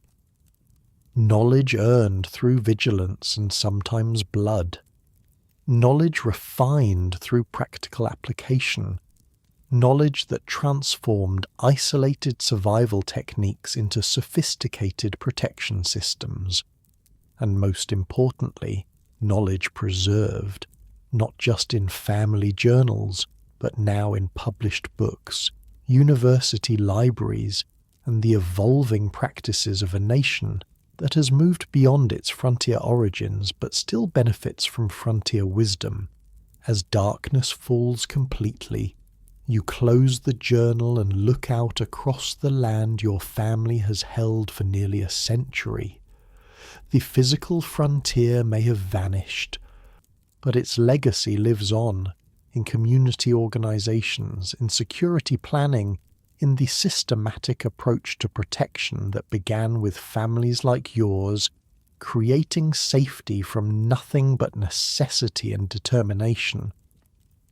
This is the true heritage of frontier security evolution, not just survival, but the development of protection principles that transcend their origins, principles that continue to guard what matters most long after the specific threats they were designed to address have faded into history. And as stars appear in the Illinois sky, the same stars that guided your ancestors across uncharted wilderness, you understand that the most valuable security system isn't made of logs or rifles or alarm systems. It's made of knowledge passed down generation to generation, each building on what came before, each adapting ancient wisdom to new challenges. The frontier closed, but the frontier mindset, systematic, layered, community-minded protection, continues to keep Americans safe in ways most will never fully appreciate. This is your family's legacy. This is the Marshall inheritance. This is how frontier protection systems transformed not just isolated homesteads, but an entire nation's approach to security. And as you rest in your comfortable modern bed, free from the constant vigilance that shaped generations of frontier families, remember that the safety you take for granted was purchased through the innovative protection systems of those who came before, who created security from nothing but necessity and raw materials, who transformed individual techniques into sophisticated systems that could be passed down through generations. The frontier has vanished, but its lessons remain, offering protection, perspective, and peace of mind to those wise enough to remember them. Rest easy, knowing these lessons haven't been lost, that the knowledge continues to protect, even as you drift gently into sleep.